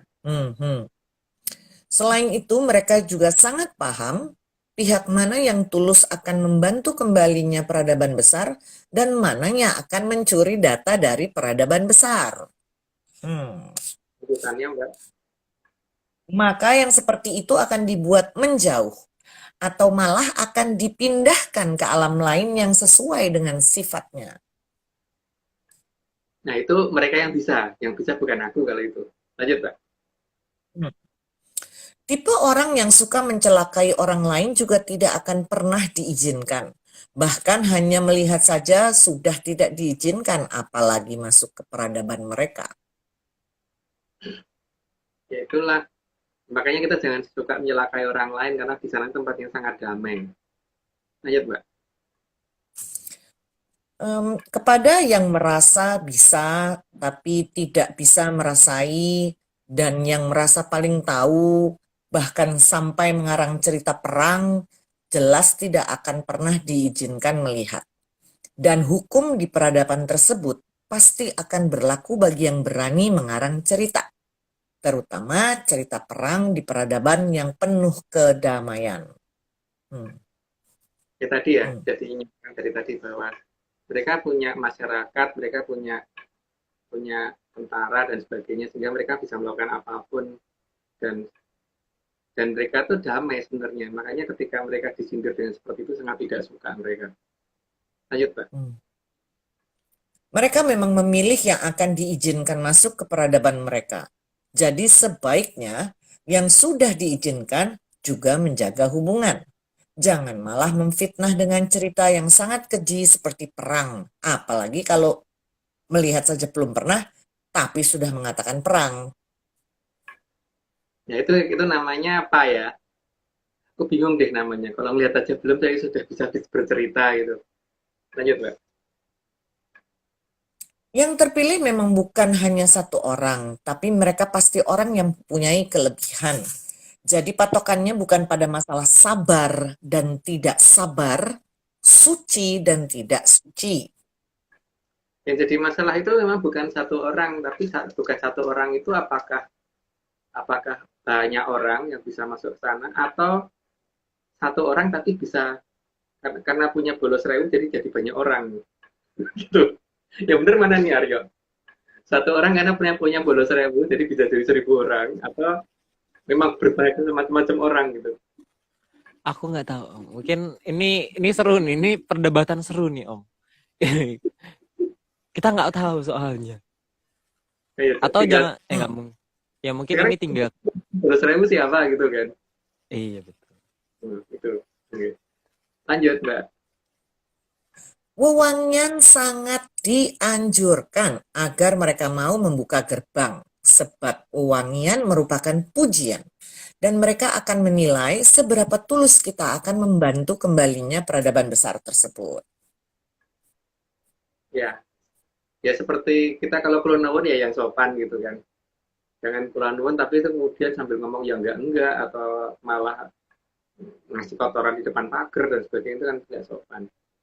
Lanjut, Mbak. Wewangian berupa kembang juga dianjurkan, tetapi harus dilakukan dengan sopan. Walau pada dasarnya mereka tidak butuh kembang dan dupa dari kita. Itu prioritas yang harus ditekankan ya. Mereka tidak butuh itu karena mereka itu sudah sangat maju peradabannya. Jadi mereka tidak membutuhkan menyan, tidak membutuhkan dupa dan tidak membutuhkan kembang. Tapi kita yang membutuhkan itu untuk supaya diizinkan masuk ke peradaban mereka atau minimal diizinkan melihat peradaban mereka. Lanjut, Mbak. Jangan pernah memberikan kembang rontok, karena kembang rontok biasanya untuk tabur bunga di kuburan. Sedangkan peradaban mereka bukan kuburan. Sangat jelas itu ya, bahwa mereka bukan kuburan, maka jangan dikasih bunga tabur untuk makam. Karena mereka memang belum meninggal. Lanjut. Bunga tabur bukan untuk berhubungan dengan peradaban besar, tetapi untuk menghormati yang sudah meninggal. Tapi itu di peradaban kita ya. Kalau di peradaban mereka bisa moksa. Kalau moksa berarti kembali seraga-raganya, tidak meninggalkan apapun gitu. Karena bagi mereka Arcopodo itu tempat yang hidup, bukan tempat yang sudah nggak hidup. Lanjut, Pak. Sedangkan peradaban besar bukan kuburan, jadi pemberian bunga tabur atau kembang rontok pada mereka akan dianggap sebagai hinaan. Dan akan membuat mereka justru menutup gerbang serapat mungkin. Tapi gimana ya kalau beli kembang untuk sesaji itu yang ada rontokan semua saat ini gitu loh. Apa ya berarti harus nanam sendiri gitu. Atau gimana, Aryo? Ya harus gitu. Harus menanam kembang sendiri. di depan rumah. Harus itu nggak ada pilihan Om, karena nggak ada pilihan kalau di daerah sini. Ya karena emang Di rumah apalagi Mbah Mbien, ya kan, di rumah Mbah Mbien itu loh punya pohon-pohonnya semua loh. Iya. Yang kembang ros merah, kembang ros putih, ada melati tumpuk, melati apa, ono kenongo, ono kantil kabeh, pandan duwe. nggak, tapi Rumahnya ini Mbah dulu menyanas begitu, kuplik. menyanas ada yang ngomong bukan kembang desanya dilarang ya, jangan. Kembang desa itu udah lewat, Jangan dilarang kembang desanya. Jangan. Saya kembang kota. Sayang ya, jangan bro. Tapi Kembang desanya jangan dibuat persembahan lah. Di Jakarta itu emang di Jakarta itu udah jarang karena kan emang kadang-kadang yang diminta itu kan salah satu jenis bunga yang spesifik. Dan di Jakarta itu kalau dicari nggak ada. Nggak ngerti kenapa nggak ada gitu loh. Di Jakarta tuh nggak ada. Satu jenis bunga ini tidak ada. Ya, harus nanam sendiri. Dan bunganya juga jarang-jarang berbunganya. Ya piye. Ini jadi emang harus nanam sendiri paling benar. Oke, kita Ya, betul gimana? Mari kita jadi petani bunga. Oke. Maka kita harus menyadari dulu bahwa peradaban besar itu peradaban manusia yang hidup, bukan manusia yang mati. Jadi jangan diberi bunga untuk orang mati. Nah. Ya sekarang nggak sah mereka lah. Kalau Aryo aja kalau tak kasih kembang kuburan gimana, Aryo? Suka. Aku kaget sih Om. Pertama kaget Om. Nggak bisa berkata-kata. Tapi ada cerita lucu sih, Aryo. Dulu tuh aku waktu pas masuk TK kecil, itu kan aku pernah naksir sama guruku yang yang gimana gitu, cantik kan. Waktu TK kecil itu, Bu, hari pertama masuk itu, terus pas hari apa gitu, pas liburan kan diajak Bapak untuk nyekar eyang di makamnya eyang itu, Bapak nabur bunga di situ kan. Aku nanya, Pak ini kok ditabur bunga kenapa? Ya supaya tempatnya wangi. Loh, kenapa kok wangi? Karena kita kan sayang sama eyang supaya tempatnya eyang jadi lebih wangi gitu kan. Nah besoknya gitu masuk sekolah aku nulis surat terus beli kembang yang pakai untuk nyekar tak kirimkan tak kasihkan ke guru ngomong.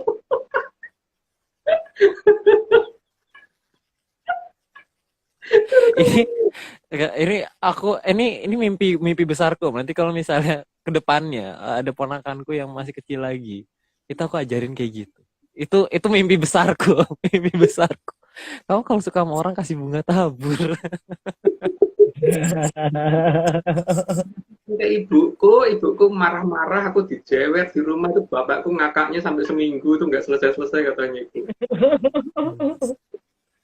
Tapi aku nggak merasa salah waktu itu, merasa bener aja karena nggak ngerti kalau itu keliru. Lanjut, Mbak. Lanjut. Maka memang kalau tidak tahu, sebaiknya jangan merasa tahu, karena kasihan mereka yang mengikuti. Karena akan ikut jadi pihak yang ditandai sebagai pihak yang tidak akan pernah diizinkan masuk ke peradaban besar. Karena mengikuti pihak yang sebenarnya tidak tahu. Tapi karena pintar bicaranya, maka dianggap paling tahu. Padahal sama sekali tidak tahu. Ya kalau kita memang bukan tukang tahu, jadi kita tidak tahu. Nah, tapi aku tempe. Tapi kita pemakan tahu, Mbak. Jadi bukan Iya, bukan. tempe tahu. Pakai kecap, Mas. Enak, Mas. Iya. Lanjut, Mbak. Maka bagi yang benar-benar tahu, pasti tidak akan mengenal batas, karena akan benar-benar dibantu oleh peradaban besar tersebut, dan memberitahukan akan kembalinya mereka secara bertahap. Yang jelas tidak akan pernah habis ceritanya, karena kalau misalkan satu orang Maha Prabu saja, itu kalau menceritakan dari kecil sampai besar, itu mungkin butuh waktu berapa lama gitu kan. Itu baru satu. Nah, kerajaan kita itu dari mulai zaman kerajaan Keling, di zaman Kolo Kukilo, terus sampai dengan ke zaman kita sekarang ini, itu ada berapa banyak kerajaan, itu nggak terhitung ya banyaknya. Dan itu semua kalau bercerita satu persatu, mungkin 100 tahun aja nggak akan selesai untuk bercerita gitu. Makanya kalau masih mengulang-ulang satu cerita, berarti dia itu analisis. Mungkin habis ini nanti disclaimernya Mbak Etika yang ada analisisnya itu, Aryo. Gak boleh kita menganalisa. Sekarang aja. Aku tuh penasaran deh, kemarin masih nyari soalnya. Itu kok aku nggak ketemu ya video itu ya. Sekarang aja ya, Om ya. Ada di YouTube nggak? Di YouTube nggak sama Aryo? Belum. Nggak, ini. Ketemu nggak? Ini semua Sekarang, iya. Sekarang atau nanti? Sekarang aja, Om. Sekarang Om. Ya, Tanggung. Yang bagian terakhirnya aja. Kurang turun. Ingat, gunakan brainlisis, bukan analisis. Dari depan dong, Aryo. ini semua cuma dongeng. Nggak percaya, nggak apa-apa. Tapi kalau percaya, ya jangan. Ingat, gunakan brainlisis, bukan analisis.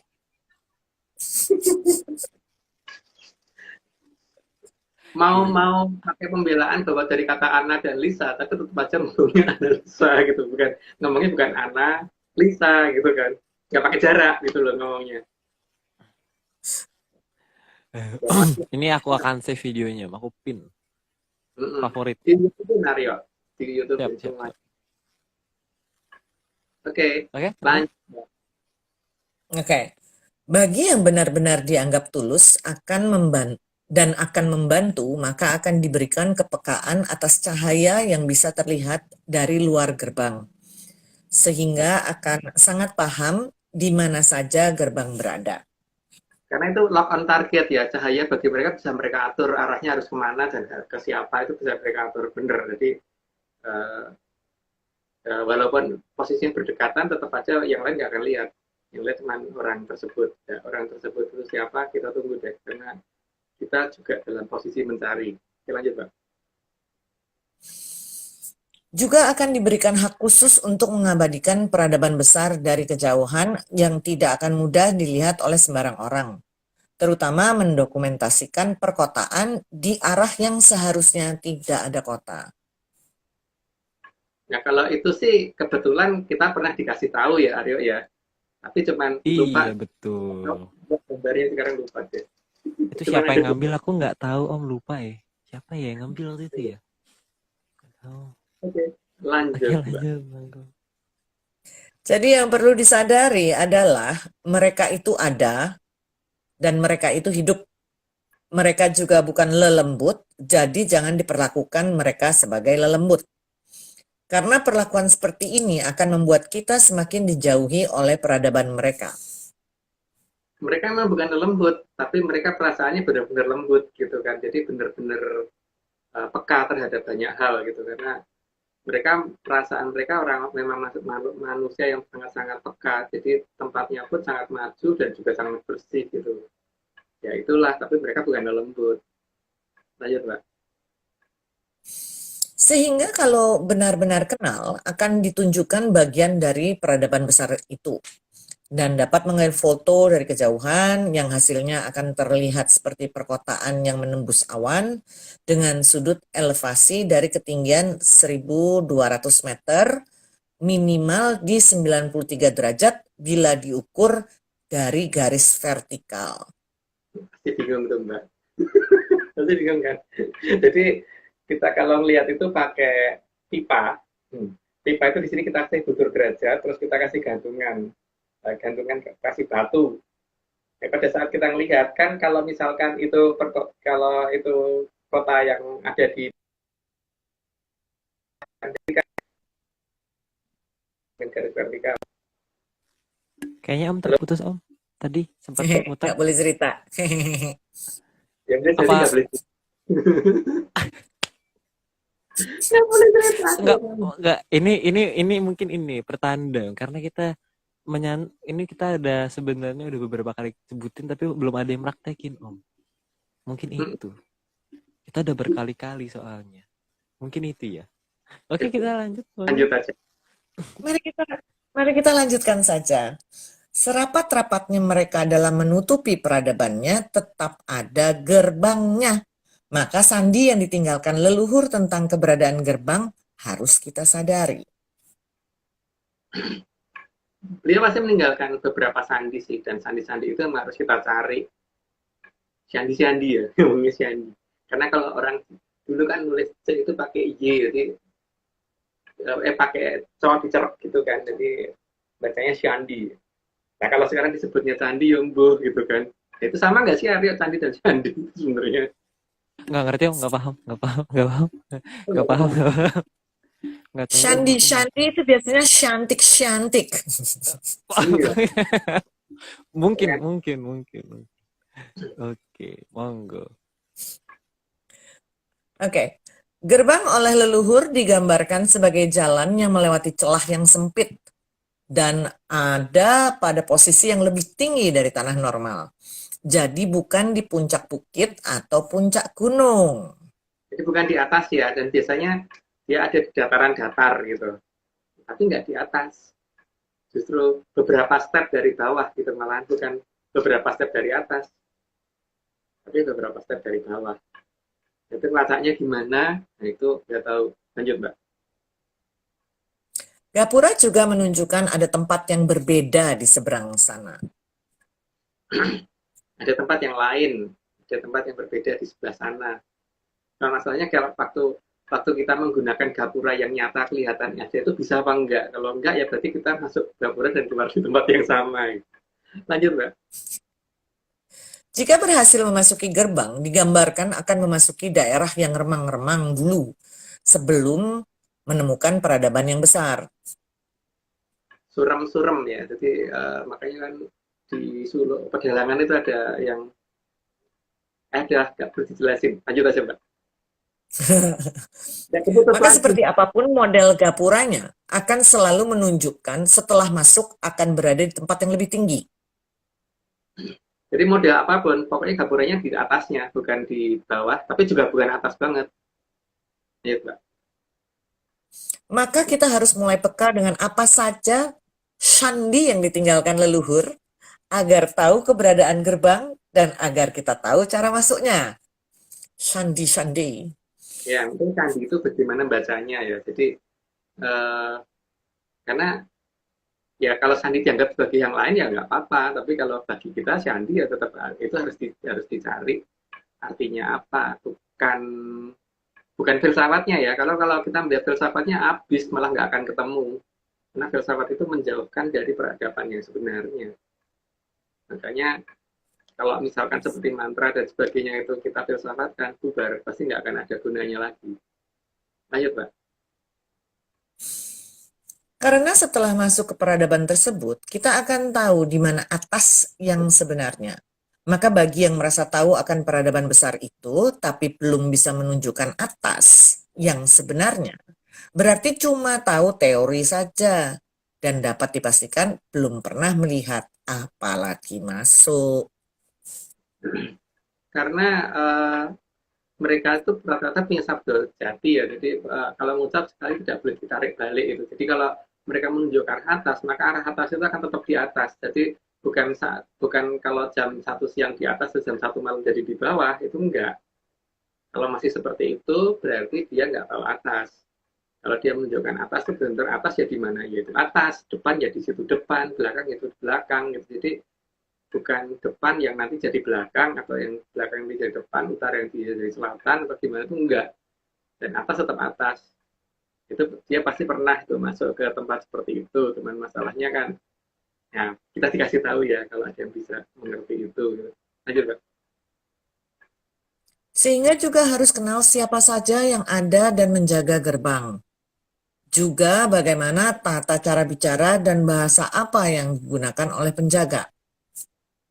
Jadi jangan pakai bahasa semau kita.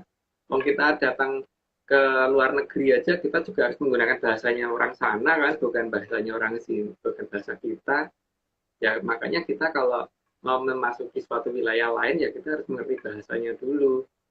Jadi ya bukan hanya asal kemudian kita ngomong apa-apa pakai bahasa yang saat ini ada, itu tidak akan bisa diizinkan masuk ke sana karena komunikasi itu perlu bahasa yang sama-sama dipahami. Ya, Atau mungkin bahasa internasionalnya di sana, Om. Iya, bahasa internasional sana lah paling tidak, minimal itu. Oke, lanjut. Juga harus paham siapa mereka itu dan mana yang akan menjebak agar kita berbelok dari gerbang. Sehingga memang harus benar-benar paham agar tidak tergiring ke tempat yang salah. Apalagi kalau ada orang banyak yang mengikuti kita, maka kasihan mereka yang ikut karena juga akan terjebak ke dalam tempat yang salah. Sehingga hanya akan ada cerita astral yang dibumbui halu, juga kata-kata indah dan bijaksana. Padahal bijaksana itu benar-benar tidak penting. Ya, seperti itu ya. Jadi makanya kalau karena kita tidak tahu, kita tidak memberitahu. Gitu kan. Jadi gerbangnya di mana kita tidak memberitahu karena kita tidak tahu. Jadi karena kita juga tidak mau menjebak orang supaya ke arah yang sesuai yang kita mau. Karena memang kita bukan tukang tahu ya, Rio ya. Betul. Betul. Bener sih. Bener, bukan nggak tahu. Bener. Itu beneran. Oke, lanjut. Oke, lanjut. Kita lanjut. Karena kita juga harus sadar dan benar-benar paham. Gerbang tidak berada di sembarang tempat. Makanya tidak ada ceritanya kalau kemudian wah itu kalau leluhur datang kita suan rawuh di sini pasti mau, ya belum tentu karena namanya mereka punya peradabannya lebih tinggi kan, mereka diundang dengan cara seperti itu ya belum tentu mau datang. Kalau mau datang yang butuh siapa, ya itu yang mendatangi kan, harusnya gitu. Yang butuh yang mendatangi, bukan mereka yang disuruh datang gitu. Ini udah 90. Tapi tadi disclaimer-nya udah tadi. Terus mau disclaimer lagi atau apa? Disclaimer lagi, Om, karena kita masih punya banyak stok. Oke. Iya betul. Ini kemarin karena aku rindu Mbak Vicky, sudah lama tak bersua. Semua ini hanya dongeng. Kalau nggak percaya ya nggak apa-apa. Kalau mau percaya ya ojo percaya.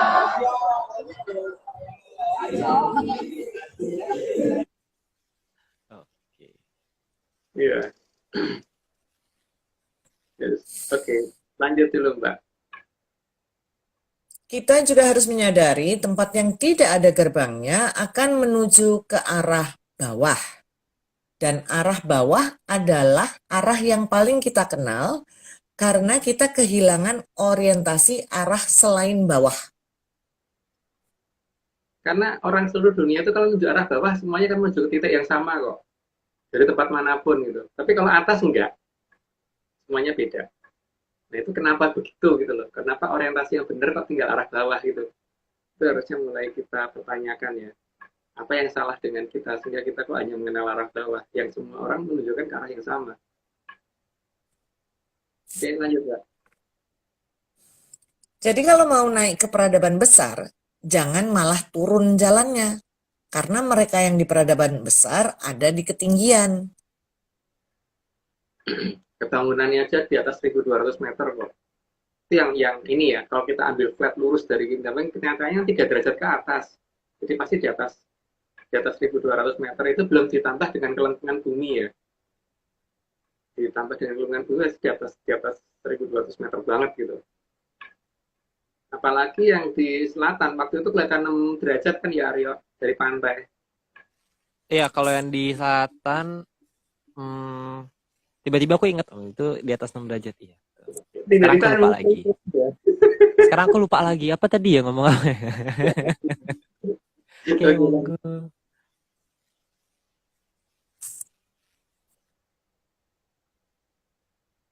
Lanjut, Mbak. Monggo. Oh, oke. Kita juga harus mengerti bahwa jalan masuk dan jalan keluar itu berbeda. Maka jangan masuk melalui jalan keluar karena tidak akan diizinkan. Juga jangan keluar di jalan masuk karena pasti juga tidak akan diizinkan. Kecuali mereka sendiri ya. Kalau dari peradaban mereka sendiri ya mungkin nggak apa-apa. Tuan rumah itu boleh keluar masuk melalui mana aja itu boleh. Tapi kalau tamu tuh ya harus ngerti aturan gitu kan. Kalau tamu harus tahu aturan. Tapi kalau pemilik rumah ya sakarpe ya itu tempatnya dia. Lanjut, Mbak.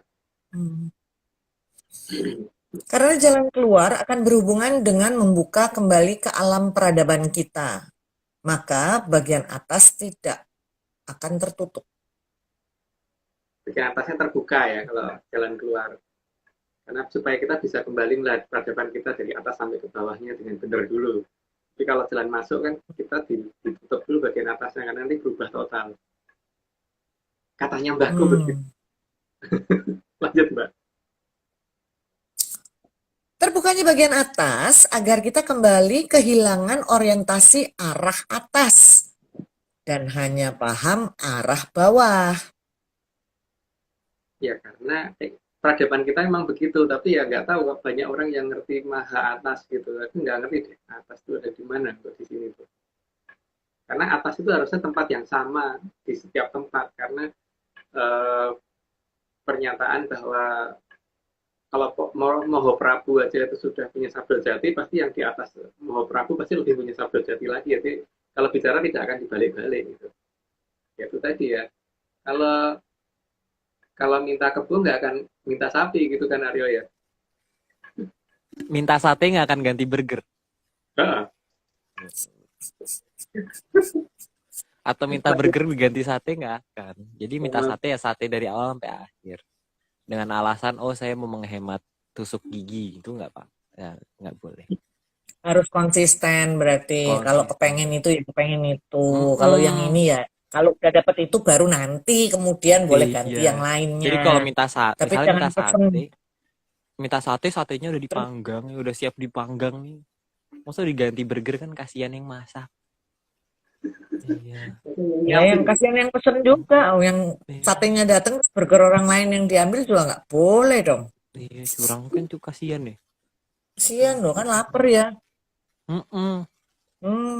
Itu dah. Harusnya burger punya orang. Ya. Itu berarti kan nggak punya sabda jati ya. Iya itu berarti nggak punya sabda jati kalau gitu. Oke lanjut. Lanjut. Maka memang perlu dicermati bangunan yang seolah-olah rusak itu karena benar-benar rusak atau cuman dibangun seperti itu saja. Agar kita mulai paham apa yang namanya gapura. Apa yang namanya gapura dan bagaimana caranya masuk dan bagaimana nanti lewat mana tempatnya keluar gitu kan. Dan Menarik. Landscape itu bisa dicocokkan di tempat yang lain, jadi itu kan cuma Siandi ya, aslinya di mana harus dicari. Gitu. Lanjut, Mbak.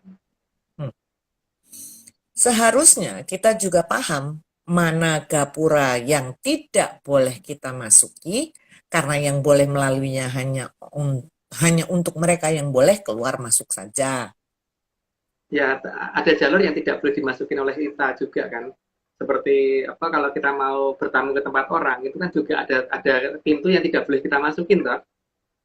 Kalau tamu tuh harus masuk lewat pintu depan gitu. Jadi nggak boleh masuk lewat tempat yang lain, kecuali kalau saudara atau pemilik rumah itu nggak apa-apa. Tapi kalau orang lain ya nggak boleh.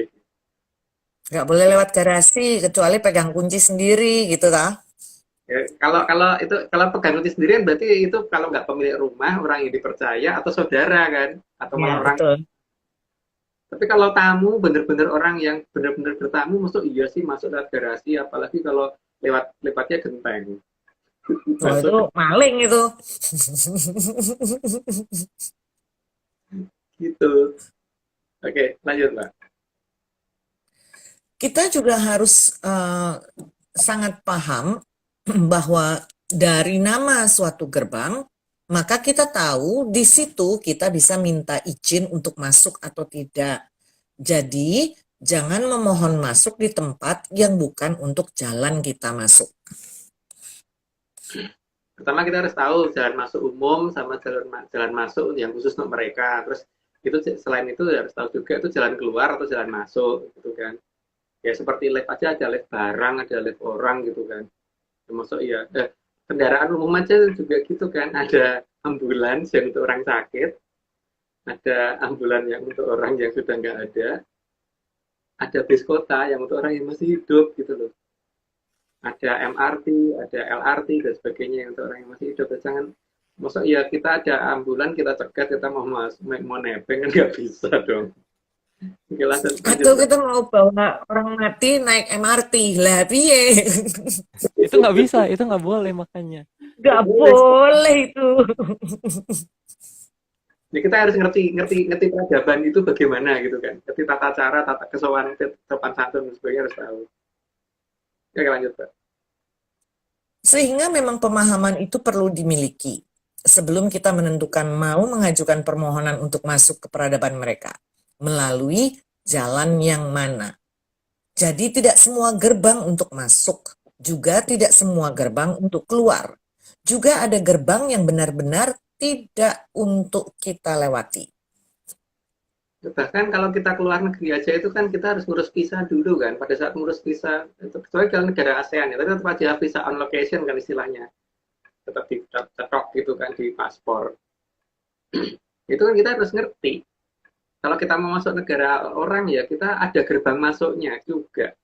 Ya masuk ya kita dari tempat yang bukan itu kan itu juga nggak boleh, itu namanya ilegal kan. Kalau ilegal itu resiko. Karena itu berarti melanggar aturan. Maka dan kartu pengenal itu harus dipunyai juga kan, tidak asal masuk dan tidak langsung asal keluar gitu tanpa kartu pengenal juga nggak bisa. Dan tanda pengenal itu harus dimengerti dulu yang diinginkan oleh mereka apa. Oke, lanjut Mbak. Petunjuk keberadaan gerbang sebenarnya sudah ditunjukkan dalam cerita wayang kulit. Beberapa simbol di bangunan-bangunan candi dan pada pola ukiran. Nah, sayangnya aku nggak tahu. Jadi kalau misalkan ada yang tahu, kita diberitahu ya. Karena kita nggak tahu. Seperti sastra ulan tadi kita benar-benar tidak tahu. Jadi kalau ada yang ngerti sastra ulan, kita diberitahu di mana ya. Lanjut, Mbak. Sangat terlihat pola yang sangat menonjol yang digambarkan oleh tempat yang seharusnya dekat gerbang yang terakhir ditutup. Maka masyarakat akan mengabadikan dalam bentuk pintu yang sangat indah, lengkap dengan lambang buah Sang Mahajaya yang ada di atas gerbang. Itu jadi gerbang itu kan ada banyak. Jadi bukan hanya di daerah pusat ibu kota ya, karena setiap kadipaten kan juga punya gerbang. Setiap kota, setiap kabupaten, setiap kapanewon itu semuanya ada gerbangnya masing-masing. Jadi ya kita harus mengenal itu. Tapi yang terakhir ditutup itu pasti paling dikenal dan pasti paling paling pasti mereka juga masih bisa mengingat sedikit lah paling tidak tentang buah mojo itu seperti apa, buah pengetahuan atau buah mojo itu seperti apa, dan gerbang itu dulu bentuknya kayak apa gitu. Cuman masalahnya kayak apanya tuh kayak apa tuh juga nggak tahu. Lanjut Mbak. Makin bagus hiasan dengan keemasan yang dibentuk di pintu yang dibuat masyarakat, maka di tempat itu memang banyak gerbang menuju ke peradaban keemasan Nusantara.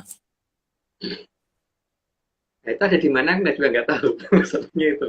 Mungkin Aryo yang tahu. Aku nggak tahu ini hiasan khas mana, aku nggak tahu Om. Oh, sama Iya. ya. Gitu ya. Ya pokoknya Kurang di peradaban tahu. gitu di mana gitu kita nggak ngerti banget ya. Mungkin siapa tahu kalau di Brana atau teman-teman di Bali pada tahu, kita dikasih tahu ya, karena kita nggak tahu. Iya Lanjut. benar. Nah, kalau di Jawa namanya regol bukan sih? Kalau yang kayak model gitu. Pintu tuh regol ya? Ya, Salah ya? ya, regol itu bahasa setelah dari Jawa, Mbak. Tapi kalau masih di Kawi bukan, belum regol, masih bantar, masih bentar. Oh, Atau masih gap. bentar. Kalau udah Jawa jadinya regol. Ya. Kata mbahku loh, Mbak. Oke. Ya, nggak apa-apa, Mas. Nanti saya juga tanya sama mbah saya deh. Kita nanya sama mbah-mbah. Maka dalam mencari gerbang, memang juga harus mencari di mana pola keemasan itu muncul. Karena di sana pasti banyak gerbang yang akan pertama dibuka. Menarik. Ya, makanya Cantik-cantik. walaupun Mojopahit itu nggak jauh dari tempat kita ya Aryo ya, tapi paling tidak gerbang yang akan dibuka di paling awal ada di mana gitu, kita harus paham dulu. Hmm. Oh, Aku gerbang yang nggak paham. kuncinya Aku nggak ketemu. paham. Oke, Pasti makanya kita pasti perlu. gerbang yang dibuka adalah yang kuncinya ketemu duluan. Yeay. Bener, yang kuncinya ketemu duluan. Betul. Kalau kuncinya nggak ketemu, sekali. bukan yang pertama. Tapi bisa dibantu.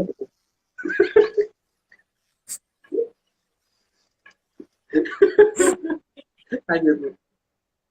Karena gerbang ke Parahyang adalah gerbang ke kadewatan. Maka memang daerah terdekat dari gerbang pasti akan makmur masyarakatnya. Dan nama wilayahnya akan jauh lebih dikenal dunia daripada nama negaranya. Gimana tuh ya? Ya pulang, Mbak. Karena itu akan tepatnya kembalinya kejayaan Nusantara. Artinya apa sih ya? Aku lupa. Jadi kalau misalnya saya dari Indonesia, oh Indonesia tuh di mana ya? Oh ini saya, kamu tahu pulau yang gini-gini nggak? Oh ya saya tahu. Oh kamu dari situ, oke gitu kan? Itu pulau mana ya? Pulau mana ya, Mbak? Nggak aku. Pulau Gadung, Pulau Gadung. Banyak stand bisnya. Karena harusnya pulau Kadewatan juga ya Om, harusnya ya. Kapalnya kali banyak ini ferinya, kapal ferinya. Karena nggak ada jembatannya. Iya, benar. Benar. Ya. Tapi dari Pulau Gadung bisa juga lo menuju ke sana. Ya nggak salah sih, nggak salah sebenarnya. Sebenarnya nggak salah. Sebenarnya Naik bus. Sananya naik salah. bus. Nggak salah, beneran nggak salah. Oke, lanjut Mbak. Aduh, oke. Pambukaning kang tratak rambatipun gedhong kencana gumantung pangalihipun kang langgeng sarinipun tribuana kang pun reksa trigilang kencana. Ya, itu aku nggak ngerti artinya, jadi nggak perlu diartiin gitu ya. Tuh, jadi hari ini kita sudah selesai dan kebingungan kita tentang sastra wulan juga sudah kita bicara. Makin pol. Jadi mungkin karena ini semakin akhir tuh semakin rame Om. Jangan dilanjutin mungkin ya. Karena mungkin mereka mau istirahat. Oh, kasihan ya. Iya betul. Iya betul. Gimana Om?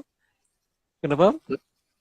Iya, nanti kalau mereka dengar cerita sastra wulan kan makin mereka bingung, Iya. apa namanya, kan nggak ada tempatnya, nggak ada tempat, namanya juga nggak ada. gitu kan. Makanya mending kita lanjut minggu depan untuk Iya, teka-teki. kita lanjut minggu depan. Jadi Sebenarnya ini kita tuh dari tadi ngobrol-ngobrol tuh segala sesuatu yang tak ada. aku udah lupa ya, Mbak. Aku lupa. Tadi kita ngobrolin apa sih? Iya. Aku tadi baca apa sih? Kok aku lupa? Hilang blank, amnesia. Apa ya? Ya itu. Ada yang suruh bahas rudal Kita bola. lalu berjamaah. Baca bahasa apa, Om? Aku nggak denger tadi. Agak. Oh iya, ada bahasa asing yang saya pergunakan tadi.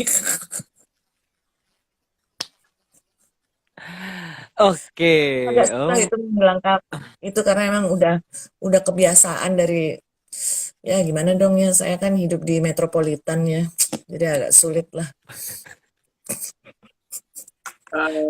Arya, itu kan dulu kita pernah menceritakan tentang besok ketika ada ukoroino bakal ono perang sajroning kurungan, itu kan sudah mulai terjadi. Dan nanti perang sajroning kurungan ini akan jadi wiwitan sebetulnya jamur dipo. Nah, harusnya hitungannya udah makin mendekat gitu kan. Tapi nggak perlu khawatir. Jadi kalau ada rudal kena di Polandia, itu sudah monggo dilihat di cerita yang lama di kita mungkin 93 atau apa ya, lupa di 90 berapa gitu. Iya, itu pernah diceritain. Dan kita bilang bahwa ini nggak akan menang ini apa. Nanti kalau Surabaya Negari Megadok mereka Surabaya ini apa? Ini kan sudah Megadok. Makin ke timur kan sekarang Megadok tempat berbahayanya atau Surabaya udah Megadok. Ya bakal jamur tiba sudah makin dekat gitu kan. Tapi ya kita tidak nakut-nakuti. Jadi kita tidak membahas. Tapi pernah kita ceritakan. Monggo dilihat dan bagaimana pengamanan pada saat jamur tiba keluar nanti. Karena pesan-pesan dari beberapa Mahaprabu sudah ada, termasuk Mahaprabu Kelapa Gading, Mahaprabu Kandiawan, Mahaprabu Gunung dan sebagainya itu sudah ada semua kan, yang memang tidak semua kita jelaskan, tapi paling tidak sudah ada yang kita jelaskan gitu kan. Kalau kita mungkin akan memilih mengungsi masuk Gapuro. Kalau nggak di Gapuro di mana dan dadah gitu kan. Oke, kita terima kasih Om Parade, terima kasih hari ini ya. Kita akhiri dengan Parade, terima kasih. Disclaimer total dulu. Oh iya, disclaimer total. Aku habis itu lupa biasanya. Mana? Ini semua cuma dongeng. Kalau tidak percaya, tidak apa-apa. Ini semua cuma dongeng. Kalau tidak percaya, tidak apa-apa. Tapi kalau mau percaya, ya jangan.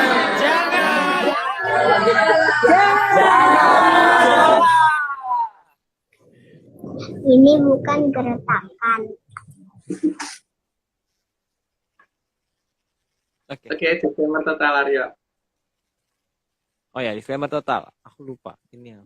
Oke, semuanya tim Atlantis Research Center atau tim ARC tidak pernah menjual jasa untuk berkomunikasi ataupun bertemu dengan para leluhur dalam bentuk ritual apapun. Waspada terhadap oknum yang mengatasnamakan tim ARC. Ritual resmi hanya dilakukan oleh Mas Agung Bimo, Mbak Vicky Ananda, dan saya sendiri. Untuk informasi resmi silakan hubungi via DM IG @VickyAnandaReal karena beliau sudah siap 25 jam sehari, 8 hari dalam seminggu, 5 minggu dalam sebulan, 13 bulan dalam setahun. Gitu. Oke, jadi beliau akan siap. Tapi mungkin dijawabnya akan 1 jaman sekali. 1 jaman kolo ya. 1 jaman kali, Om. Jadi kurang lebih 7 jaman kolo ya guys. Jadi gue dibalasnya itu. Iya, sekian lama. Jadi mungkin baru zaman Kolo Suroto nanti dibales.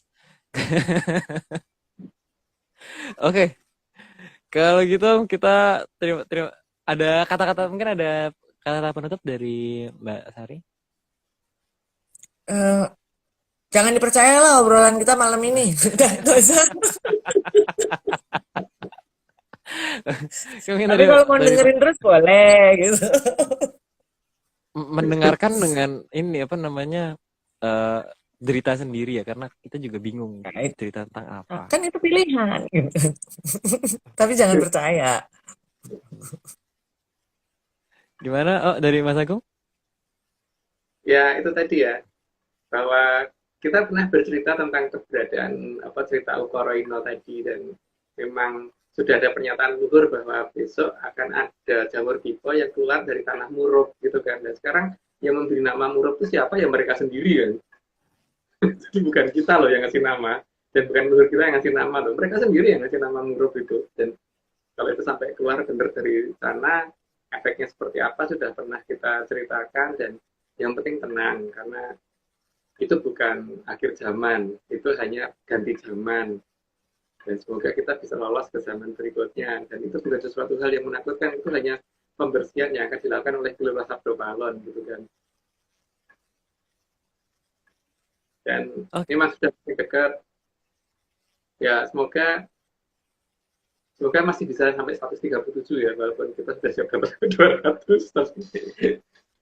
Mungkin akan titik rawannya di sana mulai agak berbahaya, terus nanti setelah 13 berapa ya, karena kita menceritakan tentang keberadaan Mahapati Gajah Mada di 137, dan Sumpah Palapa itu apa dan kapan sebenarnya akan dinyatakan, atau apakah dulu atau justru nanti gitu kan.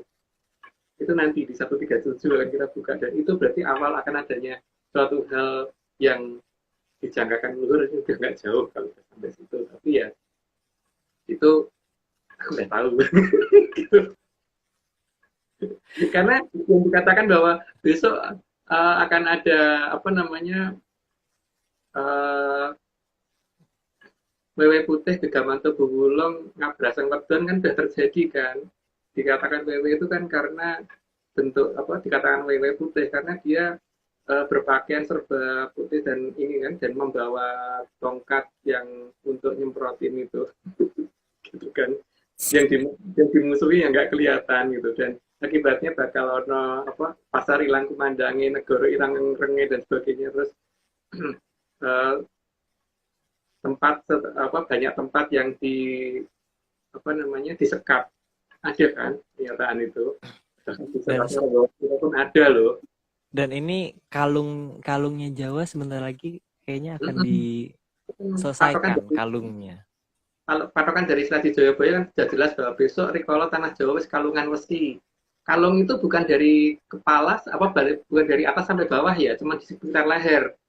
Jadi kalau rel kereta api itu dari Jakarta sampai Surabaya muter jalur selatan dan utara, itu bukan kalungan wesi, itu sarungan wesi kali ya. Oke.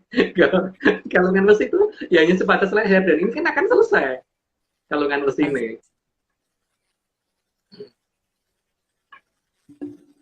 Jadi ya sudah, oke, begitu kita kenapa Mbak Sari? Ada apa? Nggak apa-apa. Oh, Mau kalungan besi juga deh. Jangan dipercaya, itu tadi yang paling penting, itu jangan dipercaya. Loh, kan nggak percaya kan. Oke, kalau gitu kita tutup ya, dengan terima kasih. Ya, oke. Oke. Kalau gitu, terima kasih sebesar-besarnya kepada Kitunggul Jatijoyo Amongrogo yang sudah menyediakan data dan juga menjadi pamong bagi kita semua. Kemudian juga terima kasih Mas Agung menjadi narasumber dan juga sudah membuatkan slide. Kemudian juga Mbak Sari, terima kasih malam hari ini sudah menyumbangkan suaranya. Dan setengah lupanya tadi selama di live. Kemudian juga Mas Nogo tentunya sudah mau merapikan slide. Kemudian Bang John, hari ini gambarnya luar biasa, terima kasih. Kemudian juga tentunya Mbak Vicky, Mbak Ade, Om Iwan, Haskell, dan segelintir tim ARC lainnya. Dan terakhir, terima kasih Bos Besar Pak Marius Gumono yang sudah mau memprakarsai Atlantis Series hingga hari ini. Oke, gitu Om, kita sudahi ya. Kalau gitu kita sampai jumpa di pertemuan 132 minggu depan, hari yang sama, jam yang sama, kita tidak akan bosan. Jadi selamat malam, salam sehat, dan tentunya salam menyan. Salam menyan, Rahayu Sedoyo. Makasih semua.